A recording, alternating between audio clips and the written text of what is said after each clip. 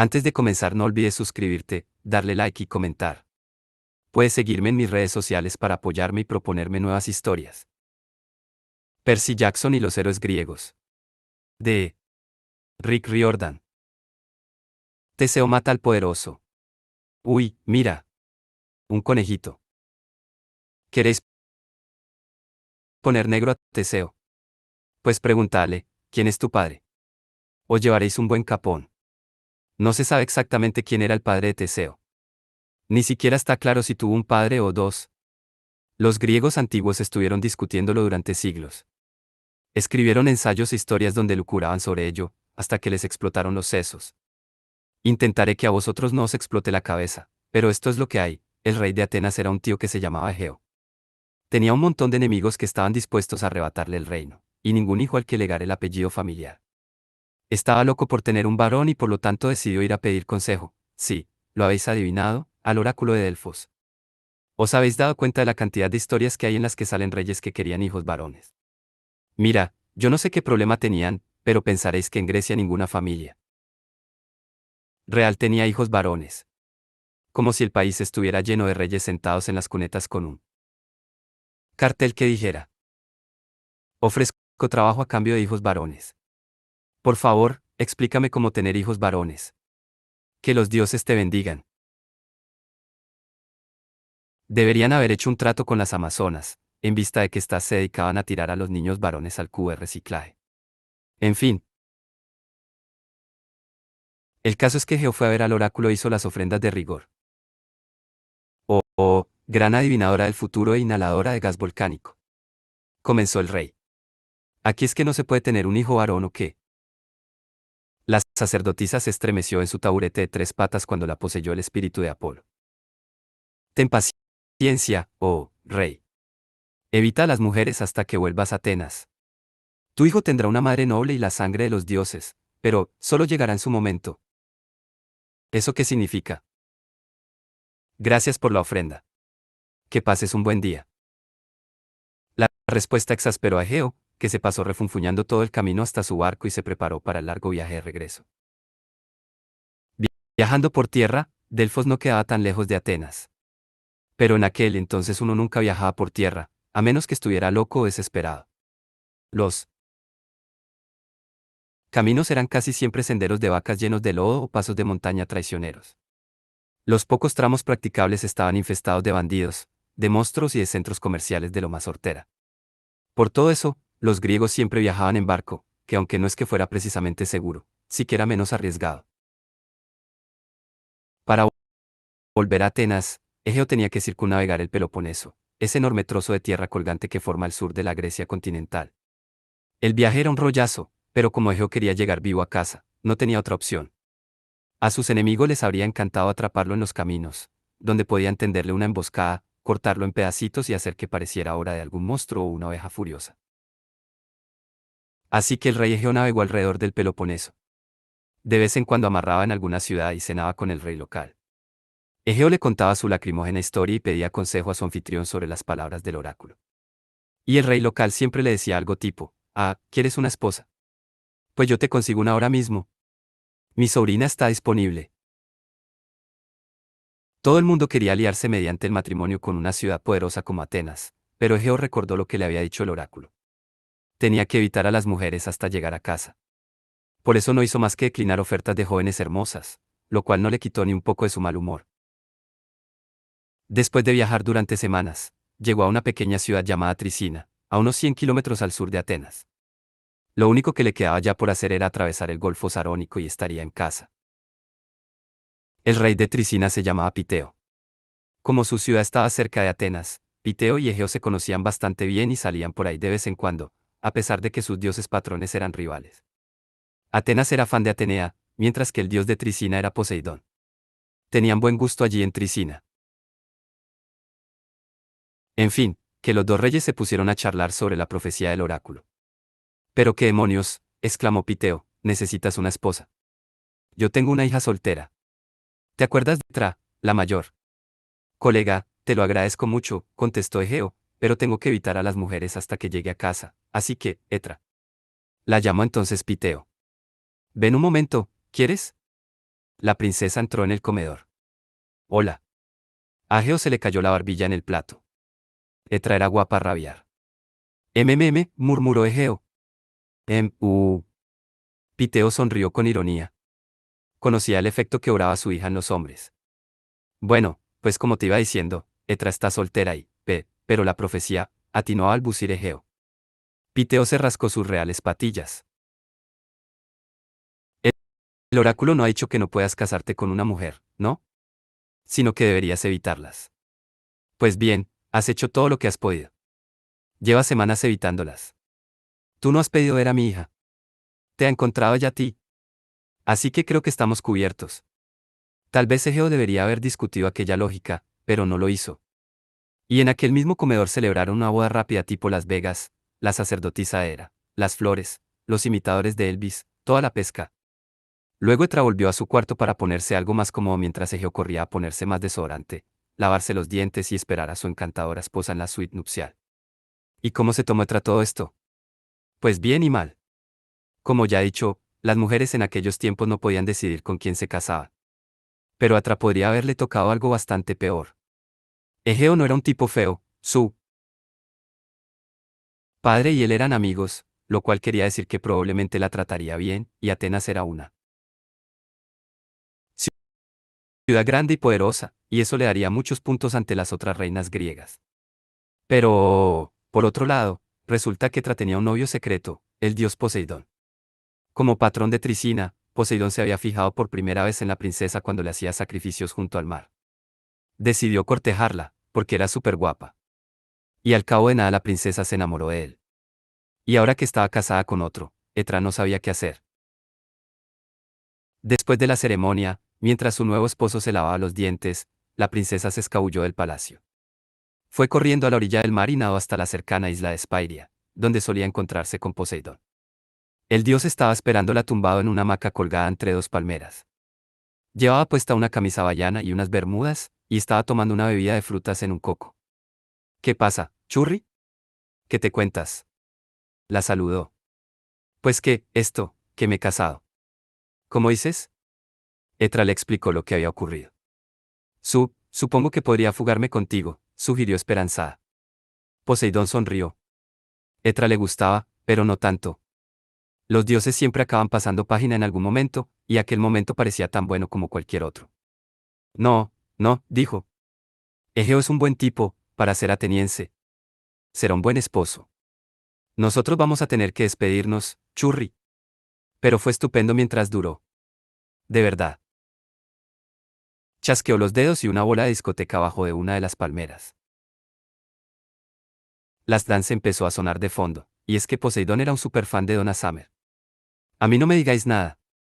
Es imposible andar por su palacio sin que te ponga canciones de algún vejestorio de esos. En fin, que pasaron juntos una última velada íntima. Y luego Etra se fue corriendo a ver a su esposo, que debía de haberse lavado los dientes hasta dejárselos pulidos, porque ni se había dado cuenta de la larga ausencia de su esposa ni de que olía a loción de afeitado brisa marina. Etra y Egeo pasaron la luna de miel en Tricina. Egeo no tenía muchas ganas de llegar a casa, puesto que allí lo único que lo esperaba eran problemas y enemigos. Y al cabo de unas semanas empezó a tener sueños muy raros en los que su esposa atravesaba nadando el Golfo de Egina con un recién nacido en brazos.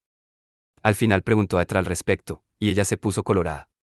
Ya, es que, creo que estoy embarazada. Eso es fantástico, aseguró Egeo. Solo que, no estoy segura de que seas tú el padre. Y le confesó a su esposo lo de su aventura con Poseidón.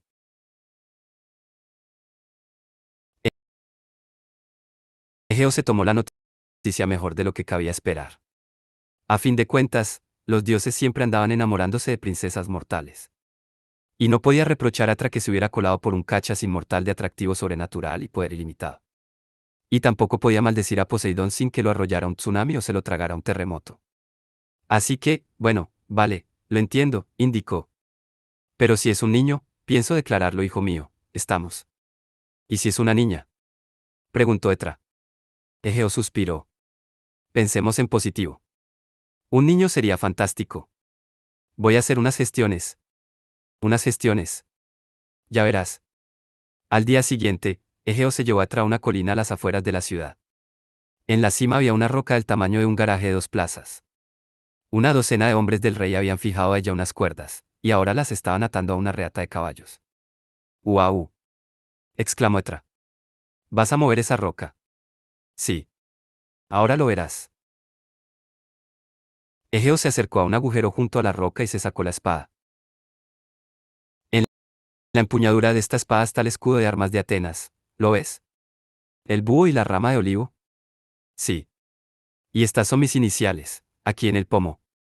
Es una hoja excelente, de bronce celestial y todo. Y tiró la espada al agujero. También voy a enterrar esto. Uno de los criados le tendió una caja de zapatos de madera. Egeo la abrió para que traviera lo que había dentro. Y dentro había, lo habéis adivinado, unos zapatos. La joven lanzó un silbido. Son unas sandalias buenas. Y tanto. Suela de cuero, cintas de buena calidad, plantillas ortopédicas. Estas sandalias son para toda la vida, dijo, y tiró la caja de zapatos al agujero. Puede que os estéis preguntando a qué venía tanto jaleo por un par de sandalias. Pues es que en aquel entonces era súper difícil dar con un calzado bueno. No podías ir a un Foot Locker y comprarte unas Adidas. Si querías ser un héroe y abrirte paso por guaridas de monstruos, nidos de víboras y campos de batalla, no podías ir descalzo. Y desde luego a nadie le apetecía andar resbalándose en sangre y tripas con unas chanclas baratas. Para sobrevivir, unas buenas sandalias eran tan importantes como una buena espada. Los hombres de Geo cogieron las cuerdas, que se tensaron. Los caballos tiraron y muy despacito fueron arrastrando la roca gigante hasta que cubrió el agujero. Ya está, dijo Egeo. Si nuestro hijo es varón, espera hasta que sea mayor de edad y luego dile que le dejé unos regalos debajo de esta roca. Si puedes recuperarlos, será digno de ser hijo mío. Entonces deberá ir a Atenas. Petra frunció el ceño. ¿Quieres que yo le diga eso? ¿Y tú dónde vas a estar? Cariño, ¿te acuerdas de esos sueños tan raros que tengo últimamente? Pues cada vez son peores. Si vienes conmigo a Atenas, estoy seguro de que mis enemigos te matarán. Jamás permitirán que des a luz a mi heredero. Y aunque el niño llegara a nacer, nunca estaría a salvo allí. Es mejor que vuelva yo solo a casa y guarde el secreto de nuestro matrimonio. Así mis enemigos pensarán que no he podido tener descendencia y se conformarán con esperar a que me muera. Pero cuando mi hijo haya crecido lo suficiente para defenderse, puede venir a Atenas y ocupar su legítimo lugar como príncipe heredero. Así que quieres que me quede aquí y críe al niño yo sola durante, no sé, unos 16 o 17 años. Eso sería genial. Gracias. Egeo le dio un beso. Bueno, que el barco me espera en el puerto. Te quiero. Que pases un buen embarazo. Egeo regresó a Atenas y dejó a Etra en Tricina esperando a que naciera su hijo. Ella casi prefería que fuera una niña, así podría descansar tranquila. Ni a Egeo ni a Poseidón les importaría, siendo como eran unos feministas liberales. Y Etra podría criar a su hija en paz y no tendría que preocuparse de sandalias enterradas ni nada. Pero si nacía un niño, bueno, Etra al menos confiaba en que de mayor fuera un héroe. Entonces sus dos padres estarían orgullosos de declararlo hijo suyo. Como ya imaginaréis, tuvo un hijo varón, y los narradores griegos se pasaron los siguientes 1000 años discutiendo sobre quién era su padre. Unos decían que Egeo y otros, que Poseidón. Había quien sostenía que tenía dos padres, que estoy seguro de que es médicamente imposible. Aunque, claro, estamos hablando de dioses, así que, ¿quién sabe? En cuanto a Etra, crió ella sola a su hijo durante los primeros 17 años, y eso requirió también una clase especial de heroísmo. El hijo de Etra estaba grande y sano, lo cual era de esperar, puesto que tenía uno o dos padres fuertes. La joven le puso de nombre Teseo, que significa, el que reúne, a lo mejor porque esperaba que reuniera a todos los griegos para formar una gran familia feliz. O igual porque el chaval era tan hiperactivo que traía una docena de niñeras tenían que pasarse el santo día juntas detrás de él para encontrarlo. La mayoría de los semidioses que he conocido sufren trastorno de déficit de atención e hiperactividad. Es algo que te mantiene vivo en el campo de batalla, porque eres consciente de todo, absolutamente todo. Pero es que Teseo parecía el campeón olímpico delta. Ya era hiperactivo cuando llevaba pañales y andaba brincando por las columnas corintias. Era el niño supercafeinado, el semidios del déficit de atención, en fin, ya os hacéis una idea. Vaya, que el chaval era un trasto. A medida que crecía, pronto se quedó sin más cosas que hacer y tíos chungos a los que matar. Todos los monstruos de los alrededores de Tricina, caput. Bandidos, asesinos, genios malvados dispuestos a dominar la antigua Grecia, no quedó ni uno. Teseo se los había cargado antes de la hora de la siesta. Para cuando cumplió los 17, era tan habilidoso en el combate y estaba tan increíblemente aburrido que su madre decidió enviarlo a la ciudad de su padre. Etra necesitaba un respiro. Total, que se lo llevó a la colina donde estaba la roca gigante. Hijo mío, dijo, tu auténtico padre es Egeo, rey de Atenas. O igual es Poseidón, dios del mar. O posiblemente sean ambos. Intentó explicarle los detalles, pero Teseo dejó de atender. ¿Qué es esa roca? Egeo dijo que cuando tuvieras edad suficiente, debía traerte aquí. Si das con la manera de apartarla y recuperar los regalos que hay debajo, debes ir a buscarlo a Atenas. Regalos. ¡Qué guay! Teseo rodeó la roca una vez y luego la empujó con las manos. Cuidado, no te vayas a arnear, le advirtió su madre. Tu padre empleó una recua de caballos y una docena de hombres para... ¡Boom! La roca volcó y salió rodando colina abajo. Teseo tenía la capacidad de atención de un hámster, pero era un genio a la hora de sopesar a sus oponentes, incluso cuando uno de ellos era una roca enorme. Había advertido de inmediato que la mole estaba torcida y descompensada por la parte superior izquierda. Durante los últimos 17 años, la tierra de ese lado se había erosionado, y lo único que tuvo que hacer Teseo fue darle un buen empujón por la derecha y ya está, el pedrusco se fue monte abajo. Claro que lo que no se le daba también era prever las consecuencias. La roca atravesó a toda velocidad una aldea cercana, destruyendo varias cabañas y asustando a algunos cerdos antes de detenerse. ¿Perdón?, gritó Teseo desde la colina. Luego se arrodilló junto al agujero. Una espada muy chula. Y... ¡Uau! Sandalias. Teseo se las ató y dio unas cuantas vueltas corriendo por la cima de la colina, para domarlas. Son comodísimas. Sí, dijo su madre. Tienen unas plantillas excepcionales. Pero, oye, Teseo, lo de tu destino, eso. Teseo daba saltos de un lado a otro como un bailarín de ballet. ¿Cómo se va a Atenas? Hay dos rutas. Una es un trayecto fácil por mar, cruzando el Golfo de Egina. Menudo rollo. Teseo sacó la espada y empezó a corretear en círculos, atacando a enemigos imaginarios, aunque su madre le había dicho 1000 veces que no corriera con instrumentos cortantes en la mano. La otra vía es por tierra, prosiguió Etra. Es extremadamente peligrosa y está infestada de tiendas horteras. El viaje te llevará muchos días y podrías acabar muerto. Mola. Teseo siempre elegía el camino más arriesgado, así que Trayá se lo esperaba. Pensó que más le valía advertirlo de lo que le aguardaba. Sé de al menos 6 enemigos mortales que habitan ese camino, comenzó. Voy a hablarte de ellos. Intenta prestar atención. Teseo saltaba de un lado a otro, cortando el aire con la espada. Sí. Estoy escuchándote. Etra le contó todo lo que sabía. Le resultaba difícil concentrarse mientras Teseo andaba dando brincos de kung fu. Y dudaba que se hubiera enterado de una sola palabra. Hijo, por favor, suplicó, los 6 villanos del camino de Atenas son mucho peores que los bandidos a los que estás acostumbrado a enfrentarte. Durante generaciones han hecho imposible el viaje por tierra entre Tricina y Atenas. Entonces, los mataré a todos y haré que el camino sea seguro. Teseo besó a su madre y echó a correr colina abajo, blandiendo su nueva espada. Adiós, mamá. Gracias por todo. Etra respiró. Sin el huracán Teseo recorriendo el palacio, a lo mejor conseguía dormir por fin una noche entera. No estaba demasiado preocupada por su hijo, pues los bandidos y los monstruos no tenían ni idea de lo que se les venía encima. Teseo no tardó mucho en dar con su primer enemigo, lo cual le fue muy bien porque necesitaba quemar un poco de energía. Andaba chapoteando por un camino enlodado, mientras disfrutaba del bonito paisaje de árboles muertos y aldeas quemadas, cuando se encontró con un tiarrón muy feo. Llevaba al hombro un garrote de bronce reluciente, y a sus pies el suelo estaba lleno de unas esferas aplastadas y peludas, como si fueran melones llenos de moho. Al acercarse a él, Teseo se dio cuenta de que los melones eran cabezas humanas. Sobresalían del barro, todavía unidas a los cuerpos que habían sido enterrados de pie. Por lo visto, Los infortunados viajeros habían sido utilizados como topos en un siniestro juego que consistía en aplastarles la cabeza a martillazos. ¡Alto! Bramó el tío del garrote, lo cual fue una tontería, porque Teseo ya se había detenido para admirar las cabezas. Dame todo lo que tengas de valor. Y luego te mataré. El bandido medía más de 2 metros de altura.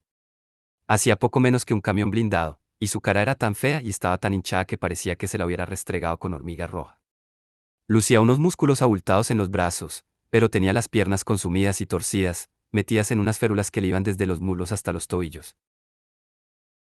He oído hablar de ti, exclamó Teseo. Tú eres Perifetes. ¿Lo veis?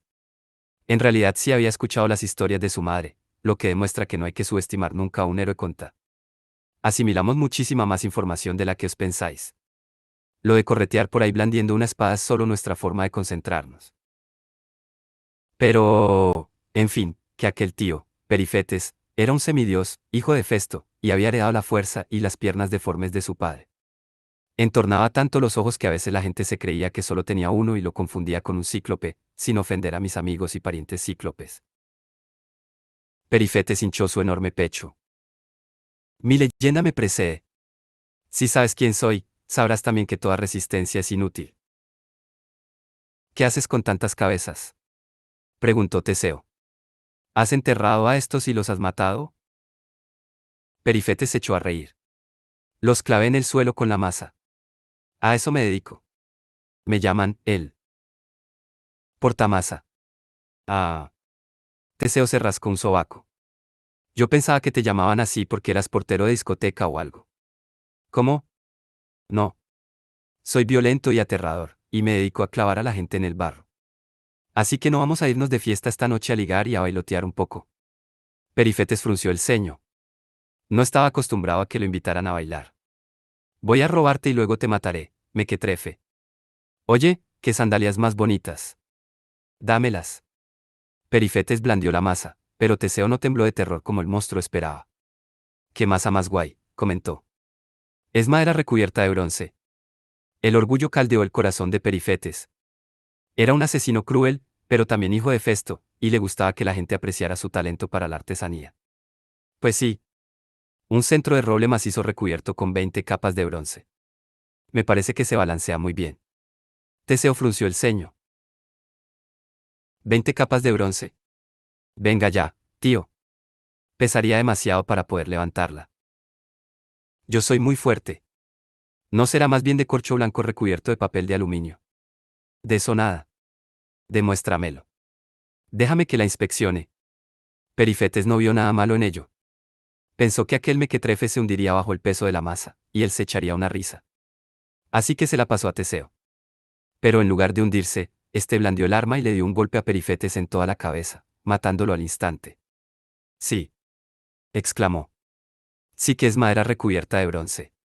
Gracias, tío. Creo que me quedo con ella. Perifetes no se opuso, puesto que estaba muerto. Teseo se echó su nueva arma favorita al hombro y prosiguió su viaje. De vez en cuando se internaba en los bosques para ver ardillas, empezaba a correr atraído por algún objeto brillante en el suelo o se detenía aquí y allá para quedarse mirando algún insecto. De ahí viene el dicho, por ahí andando y con el mazo dando.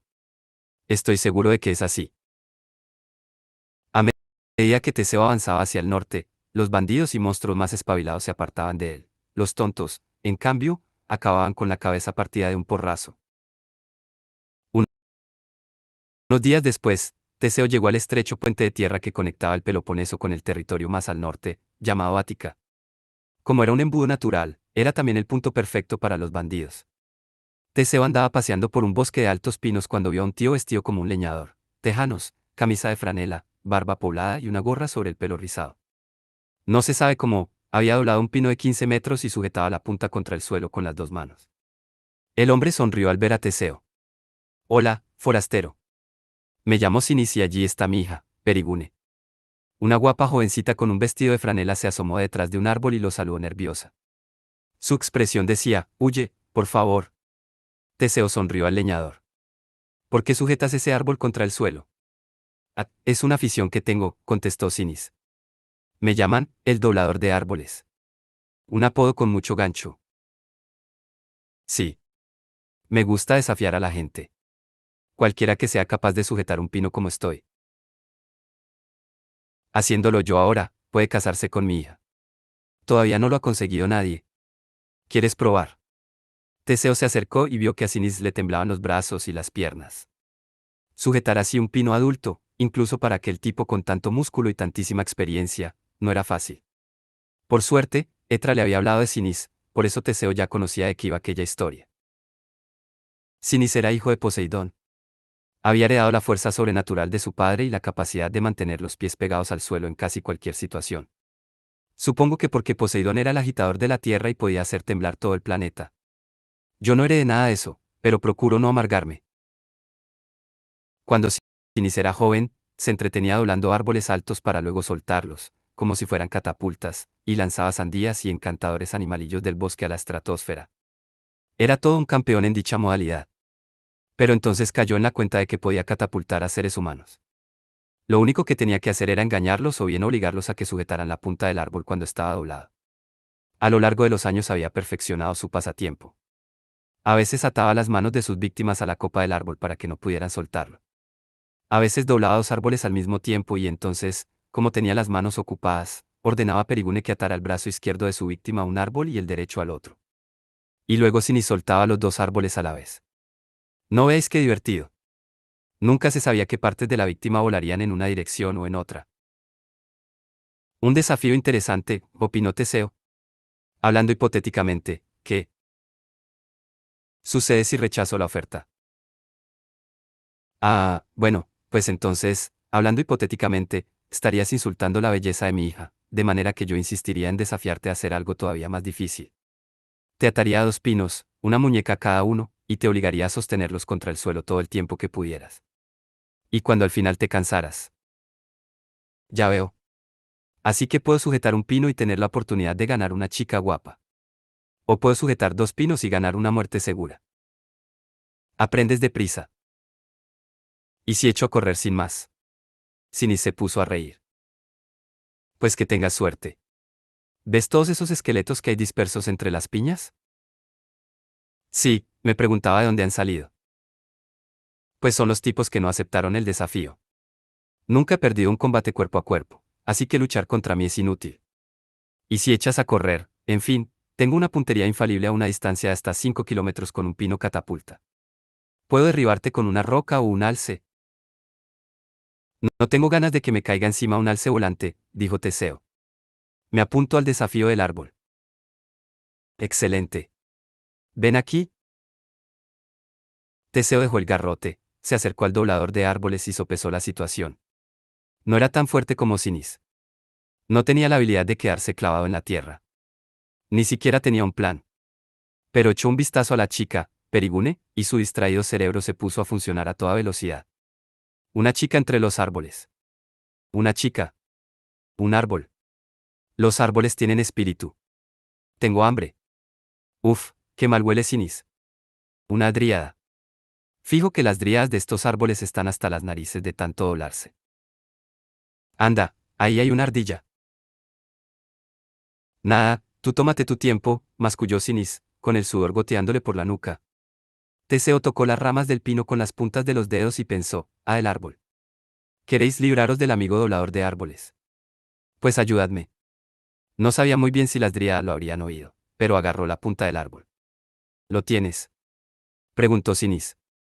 Quiero asegurarme de que lo tienes bien sujeto. Sinis era muy educado con la gente a la que estaba a punto de matar. Sí, contestó Teseo. Lo tengo. Vale. Pero para estar seguros. Sinis apartó con cuidado una mano del árbol y se sacó del bolsillo trasero una correa de cuero. Ató con ella la muñeca de Teseo al pino, lo cual no era fácil cuando se disponía de una sola mano, pero es que Sinis tenía mucha práctica. Ya está. Ya tienes la correa de seguridad para el viaje. Nos vemos. Y Sinis se apartó de un brinco. Esperaba que el pino se enderezara de golpe, como siempre, poniendo en órbita a Teseo, quien probablemente se quedaría manco del brazo derecho. Pero el árbol no se movió. Teseo lo tenía sujeto con firmeza al suelo. A lo mejor lo ayudó el espíritu del árbol. Además, Teseo era fuerte y listo y sabía cómo aplicar la mínima presión para obtener el máximo resultado, como por ejemplo para hacer rodar por una aldea una piedra gigantesca. El caso es que mantenía los pies bien plantados y ni siquiera le temblaban los brazos. Bueno, dijo, ¿cuánto tiempo tengo que sujetar esto para ganarme a tuya? Sinis se sobrepuso a su pasmo. Me parece increíble que todavía aguantes, jovencito. Pero solo eres humano. En algún momento te quedarás sin fuerzas. Y entonces morirás. Ah, ya veo, comentó Teseo. Pues en ese caso mejor me pongo cómodo. Esta cinta de seguridad me roza mucho. Apartó una mano del árbol, que siguió sin moverse. A continuación sacó la espada y se puso a cortar la correa de cuero. ¿Qué estás haciendo? Gritó Sinis.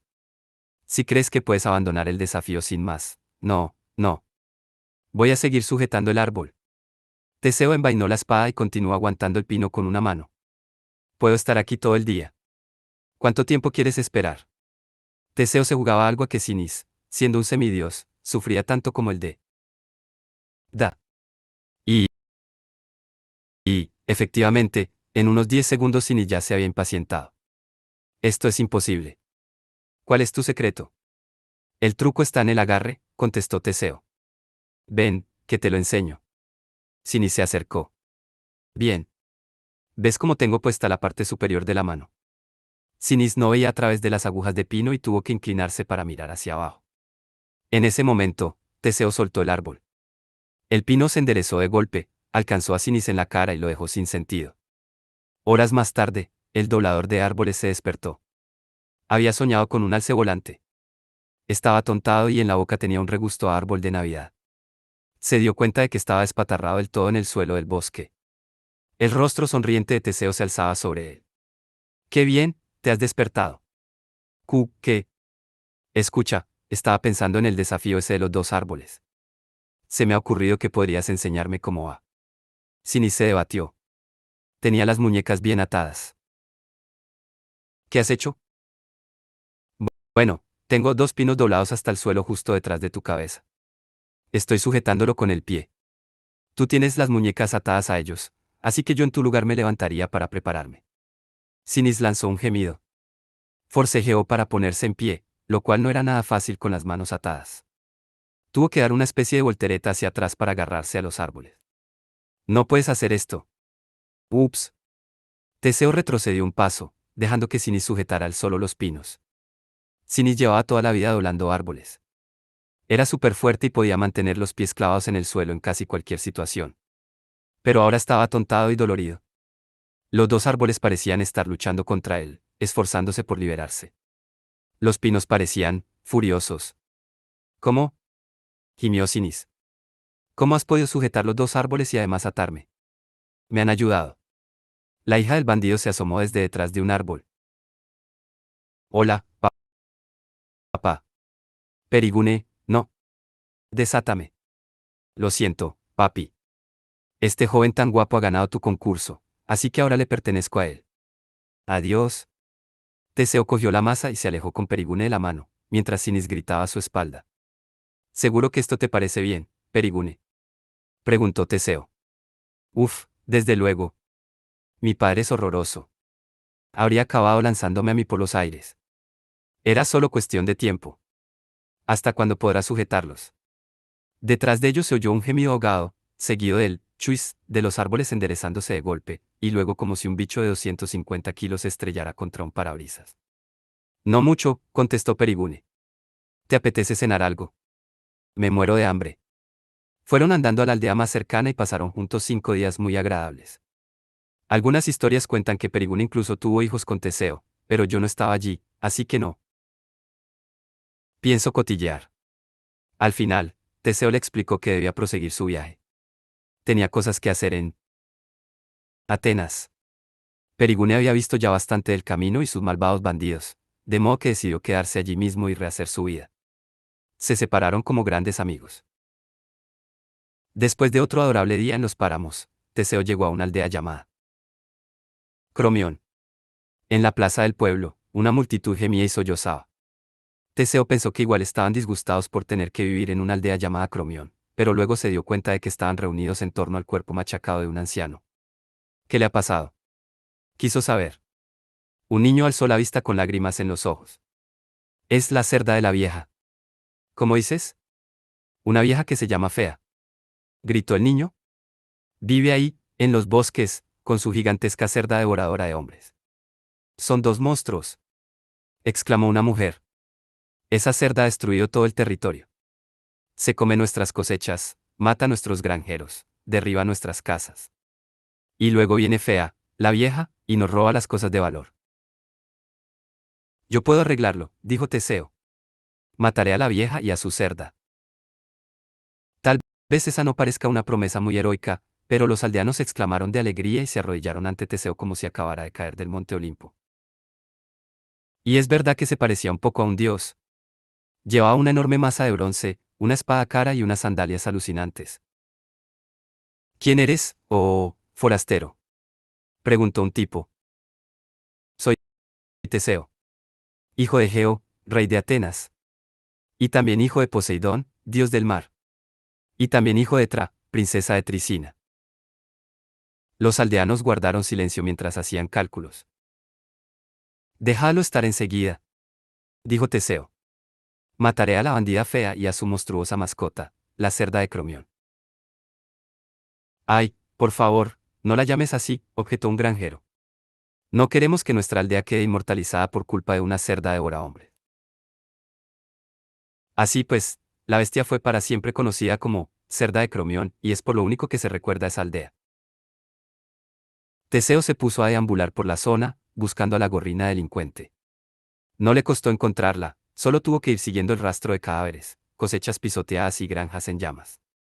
La cerda era tan grande como un granero, una comparación muy fácil, puesto que en ese momento el animal estaba hurgando entre las ruinas de uno mientras buscaba granjeros muertos. Tenía el pellejo gris moteado cubierto de espinas del tamaño de espadas. Y las pezuñas embarradas de sangre y tripas. Y su olor, madre mía. Incluso desde el otro lado del campo aquella peste por poco deja inconsciente a Teseo. Dudaba que volviera a comer bacon en su vida. Cerda. La llamó. Qué rico, ñam, ñam. Aquellas fueron las palabras mágicas. La cerda se dio la vuelta, vio a un héroe jugoso y apetitoso y se lanzó a la carga. Puedo deciros por experiencia personal que un cerdo gigante dispuesto a atacarte no tiene nada de gracioso ni de entrañable. Cuando ves venir esos ojos oscuros y malvados y ese morro dentudo, sí, sí, tienen dientes, lo único que te apetece es salir corriendo pegando alaridos hasta el búnker anticerdos más cercano. Pero Teseo se mantuvo firme. En el último segundo, la engañó y se apartó hacia la izquierda para clavarle la espada. La cerda gruñó de rabia. Dio media vuelta y atacó de nuevo. Esta vez, Teseo la esquivó apartándose hacia la derecha. Otro dato sobre los cerdos gigantes, no son muy listos y dan media vuelta peor que mal. Nunca intentéis aparcar uno en paralelo. No hay manera. Teseo estuvo haciendo de matador hasta que la cerda se agotó. El animal sangraba por tantas heridas que cayó desplomado. Entonces, Teseo se le acercó, alzó la masa de bronce y le dio las buenas noches. Estaba limpiando la sangre de la masa cuando oyó un chillido. Una mujer gorda con un vestido de arpillera se acercaba renqueando, con un hacha de batalla enorme en las manos. Tenía la piel de un gris moteado y el pelo levantado en una oscura maraña de greñas. ¿Esta cerda era pariente suya?, preguntó Teseo. ¿Por qué se parece? Era mi animal de compañía, idiota, gritó la mujer. ¿Qué has hecho? Usted debe ser fea. Sí. Y esa cerda era una buena fuente de ingresos en el negocio del bandidaje. Bueno, señora, pues me veo obligado a denunciarla por tener animales de granja dentro de los límites de la aldea de Cromión. Así como por matar, saquear y ser fea sin licencia. La mujer alzó el hacha. Muere. Aquí va un sabio consejo: si os encontráis con un héroe bien armado que acaba de matar una cerda gigante, no gritéis, muere, y lo ataquéis con un hacha. Al cabo de un momento, Fea yacía muerta junto a su cerda. Teseo limpió la espada en su vestido de arpillera. Podría haber vuelto a Cromión para contarle a la gente lo que había pasado, pero se imaginó que ya lo averiguaría. Además, en la aldea no había gran cosa que hacer una vez que habías matado a la cerda gigante. Por eso nuestro héroe se puso en marcha otra vez.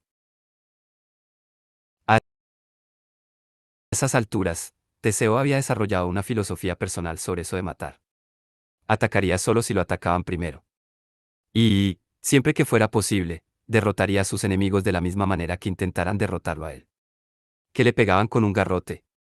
Teseo les quitaría el garrote y los mataría con él. Que lo ataban a un pino. Él los ataría a 2 pinos. Aquel sistema le parecía justo, y además divertido. Solo sentía no haber podido matar a Fea con su propia cerda gigante. Pero, en fin, aquella filosofía solo era aplicable hasta cierto punto. Una tarde, Teseo andaba caminando por la cima de un acantilado de 30 metros de altura, porque los héroes hacen esas cosas. El mar relumbraba allí abajo, y él notaba la agradable calidez del sol en el rostro. Estaba tan tranquilo y relajado que Teseo empezó a inquietarse. Por suerte, a unos 15 metros por delante de él, un bandido salió dando un brinco detrás de una roca y gritó, «¿La bolsa o la vida?». El tipo llevaba la ropa negra y polvorienta, unas sandalias de cuero, no tan buenas como las de Teseo, y un sombrero también negro de alancha. Un pañuelo le cubría la parte inferior de la cara. Y apuntaba a Teseo con una ballesta. Teseo sonrió. «Tío, me alegro de verte». El tipo bajó la punta del arma. «Sí. Sí. Me aburría». El bandido parpadeó. «Ah, bueno, vale. Esto es un atraco. Dame todo lo que tengas, la espada, la masa, y desde luego esas sandalias. Se ven estupendas. Supongo que no habrá manera de evitar un enfrentamiento, ¿verdad? Es que estoy intentando no matar a nadie a menos que me ataque». El bandido se echó a reír.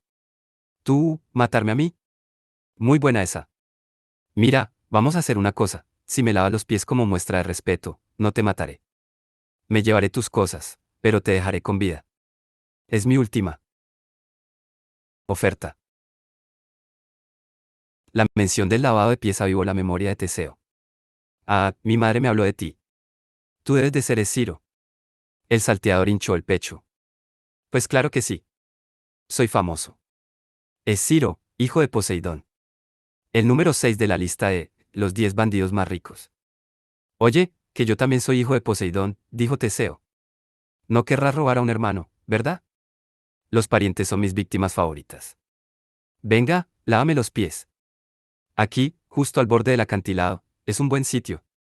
No te preocupes, que no voy a tirarte». Teseo se asomó al borde. 30 metros más abajo, una gigantesca forma redonda se movía bajo las olas.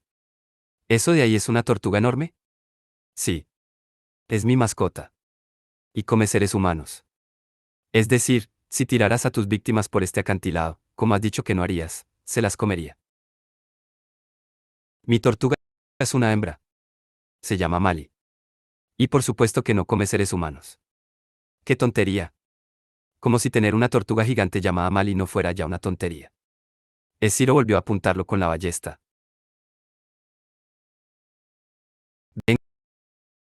«Venga, lávame los pies o muere. Hay un cubo y un trapo detrás de esa roca. Y trae el spray desinfectante, que vas a necesitarlo». Teseo dejó con cuidado las armas y fue a por los trastos para lavarle los pies a Ciro, con este apuntándolo en todo momento con la ballesta. Al final se arrodilló delante del bandido. «Que te diviertas». Esciro plantó el pie izquierdo en una roca, colocándose de tal manera que Teseo le diera la espalda al mar. Con una rápida patada, podría tirarlo al abismo. Por suerte, Teseo ya se lo esperaba. Silbando, empezó a desabrochar las sandalias de Ciro. El bandido tenía los dedos de los pies peludos y con sustancias desconocidas incrustadas. En las grietas de la uña del dedo gordo, unas algas verdes estaban ya a punto de crear una sociedad agrícola. La asquerosidad de aquellos pies distrajo a Teseo, pero como éste siempre estaba distraído, no importó. Notó que Ciro tensaba la pierna y, justo antes de que el bandido le propinara una patada, nuestro héroe se dejó caer a un lado. Esciro se tambaleó, perdió el equilibrio, y Teseo le plantó el pie en el culo y lo tiró por el acantilado. «¡Ah!», exclamó Esciro, luego aleteó con los brazos, pero por desgracia los hijos semidioses de Poseidón no heredamos el poder de volar. La tortuga gigante asomó la cabeza a la superficie y abrió sus enormes fauces. «No, Mali», gritó de nuevo. «¿Qué soy yo?». «Ñam».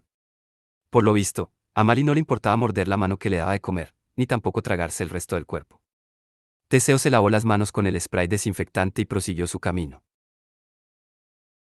Por fin llegó al cabo del puente de tierra y entró en Ática. Anaed me dice que a la estrecha franja de tierra que conecta dos grandes extensiones de tierra se la llama istmo.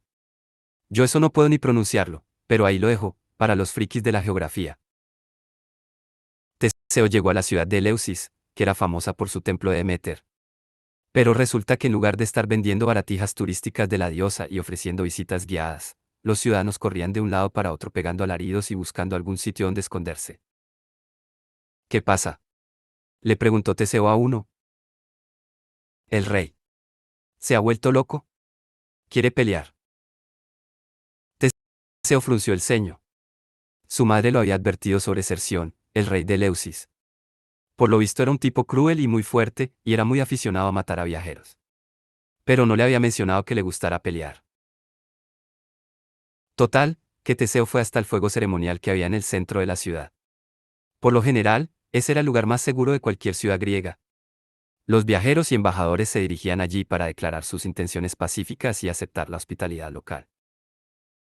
Sin embargo, en ese momento, la hospitalidad local la proporcionaba un tío más grande que un oso, que andaba dando zancadas con una capa dorada reluciente, unos calzoncillos de licra también dorados y una máscara con unos agujeros enormes para los ojos que parecía sospechosamente otro par de calzoncillos. ¿Quién luchará conmigo? Bramaba el hombre de los calzoncillos. Yo soy Cerción, el rey. Vaya, dijo Teseo. ¡Qué disfraz más brillante! Arg. Cerción echó a correr a lo loco hacia el templo de Deméter, arreó un puñetazo a una columna de mármol y derribó todo el porche frontal. Oye, oye. No deberías andar destrozando templos, protestó Teseo. Y, además, eso no puede ser bueno para los puños. Yo soy Cerción, volvió a exclamar. Derrótame en la lucha y podrás ser rey. Si no, te mataré. El rey se interrumpió de pronto, como si se le hubiera olvidado lo que estaba haciendo. Es probable que el esfuerzo de juntar tantas palabras le hubiera cortocircuitado el cerebro. Teseo se planteó qué hacer. Era obvio que al rey Cerción se le había ido la pinza. A lo mejor los dioses lo habían castigado con la locura por todos los años que se había pasado matando a viajeros y labrándose su infame reputación. Y aunque no quería matar a un loco, tampoco podía permitir que Cerción aterrorizara a los ciudadanos, destruyera templos y se paseara por ahí con unos calzoncillos de licra dorados. Así que si te venzo en la lucha, le dijo, ¿seré yo el rey? Sí. Y tengo que llevar calzoncillos en la cabeza. Sí. Teseo se quitó la espada y la maza. Tengo que matarte o aceptarás la derrota si te inmovilizo. Eso va a ser imposible, aseguró Cerción, porque voy a partirte la columna. Teseo dio un respingo. Ojalá no hubieras dicho eso. Verás, es que tengo una filosofía, Rarg. Cerción se lanzó al ataque. Teseo esquivó su primera embestida. El rey era grande y fuerte, pero tan torpe como una cerda gigante. Y Teseo ya sabía de qué iba aquello. Cerción atacó de nuevo. Esta vez, Teseo se apartó a un lado y le dio una patada en la espalda, como había hecho con Esciro. El luchador cayó al fuego y se levantó pegando gritos, con su reluciente capa en llamas. ¡A muerte! Gritó Cerción. Teseo pegó la espalda al templo. Y cuando Cerción se arrojó contra él, nuestro héroe se agachó entre sus dos enormes piernas y el rey tuvo la gentileza de estamparse de narices contra la pared de mármol. La pared se rajó y la cara de Cerción tampoco salió muy bien parada. El rey se tambaleó y cayó al suelo. Haciendo acopio de todas sus fuerzas, Teseo cogió al aturdido rey y lo alzó sobre su cabeza. Los ciudadanos, que estaban aterrados, salieron de sus escondrijos, y una multitud se congregó mientras Teseo desfilaba con Cerción por la plaza. Ríndete, le dijo, y te perdonaré la vida. Jamás, masculló el loco. Te romperé la espalda. Teseo suspiró. Bueno, amigos, vosotros lo habéis oído, señaló, y arrojó al rey contra su rodilla en plan bañe contra Batman. Cerción cayó muerto al suelo. Teseo le arrancó entonces la máscara y la alzó para que todo la vieran. Tíos, gritó.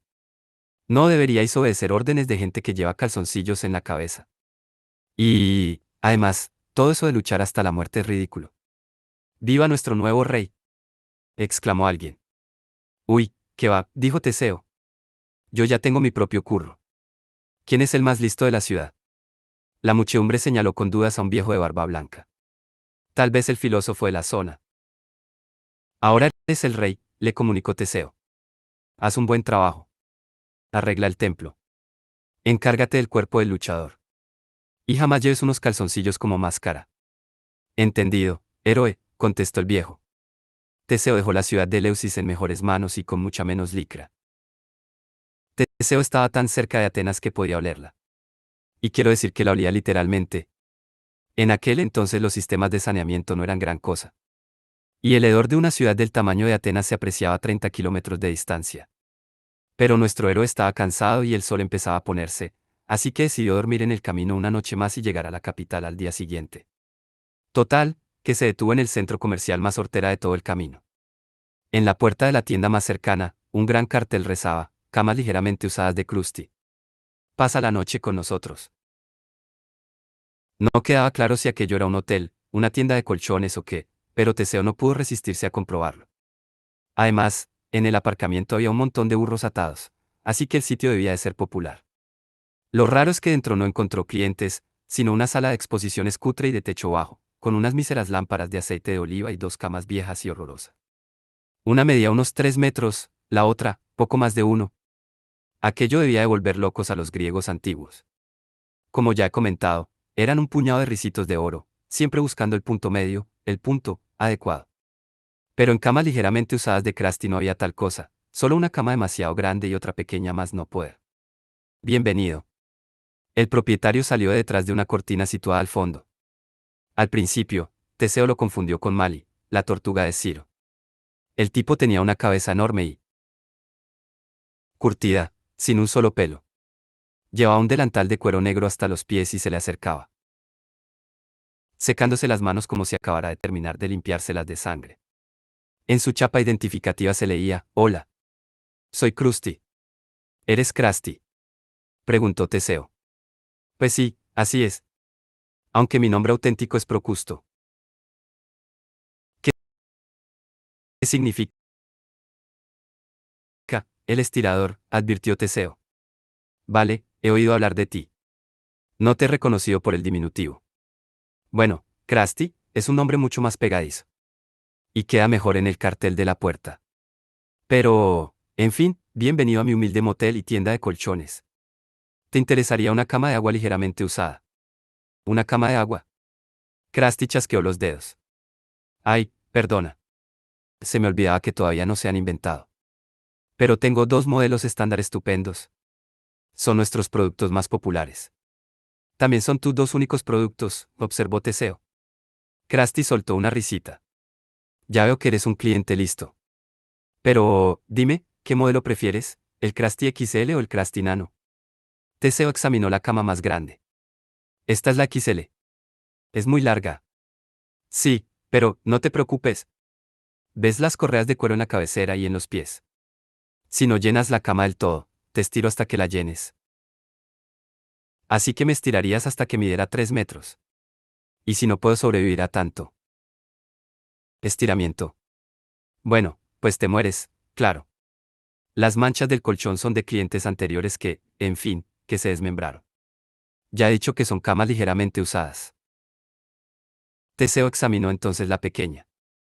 El cabecero y el pie de la cama estaban cubiertos de un pringue marrón. Tu Krusty Nano está un poco asquerosa. Si no cabes en la Nano, pues te cierro las partes que sobresalgan de los dos extremos. Krusty se sacó un cuchillo del bolsillo del delantal.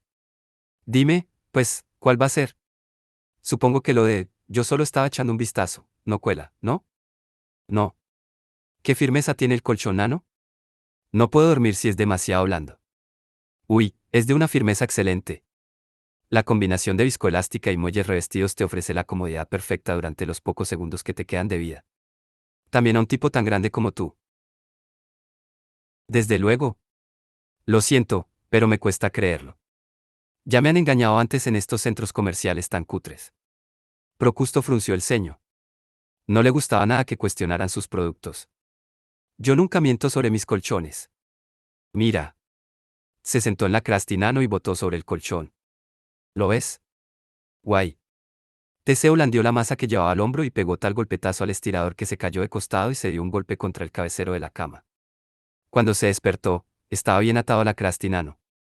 La cabeza le sobresalía por arriba y los pies le colgaban por abajo. ¿Qué significa esto? Yo aquí no quepo. Eso puedo arreglarlo. Teseo sacó la espada y lo ayudó a encajarse perfectamente en su propia cama. De ahí viene el viejo dicho de, quien en camas usadas se acuesta, acaba por no tener pies ni cabeza. Teseo pasó la noche en la Krusty XL, que al final resulta que era muy cómoda si lograbas olvidarte de las manchas.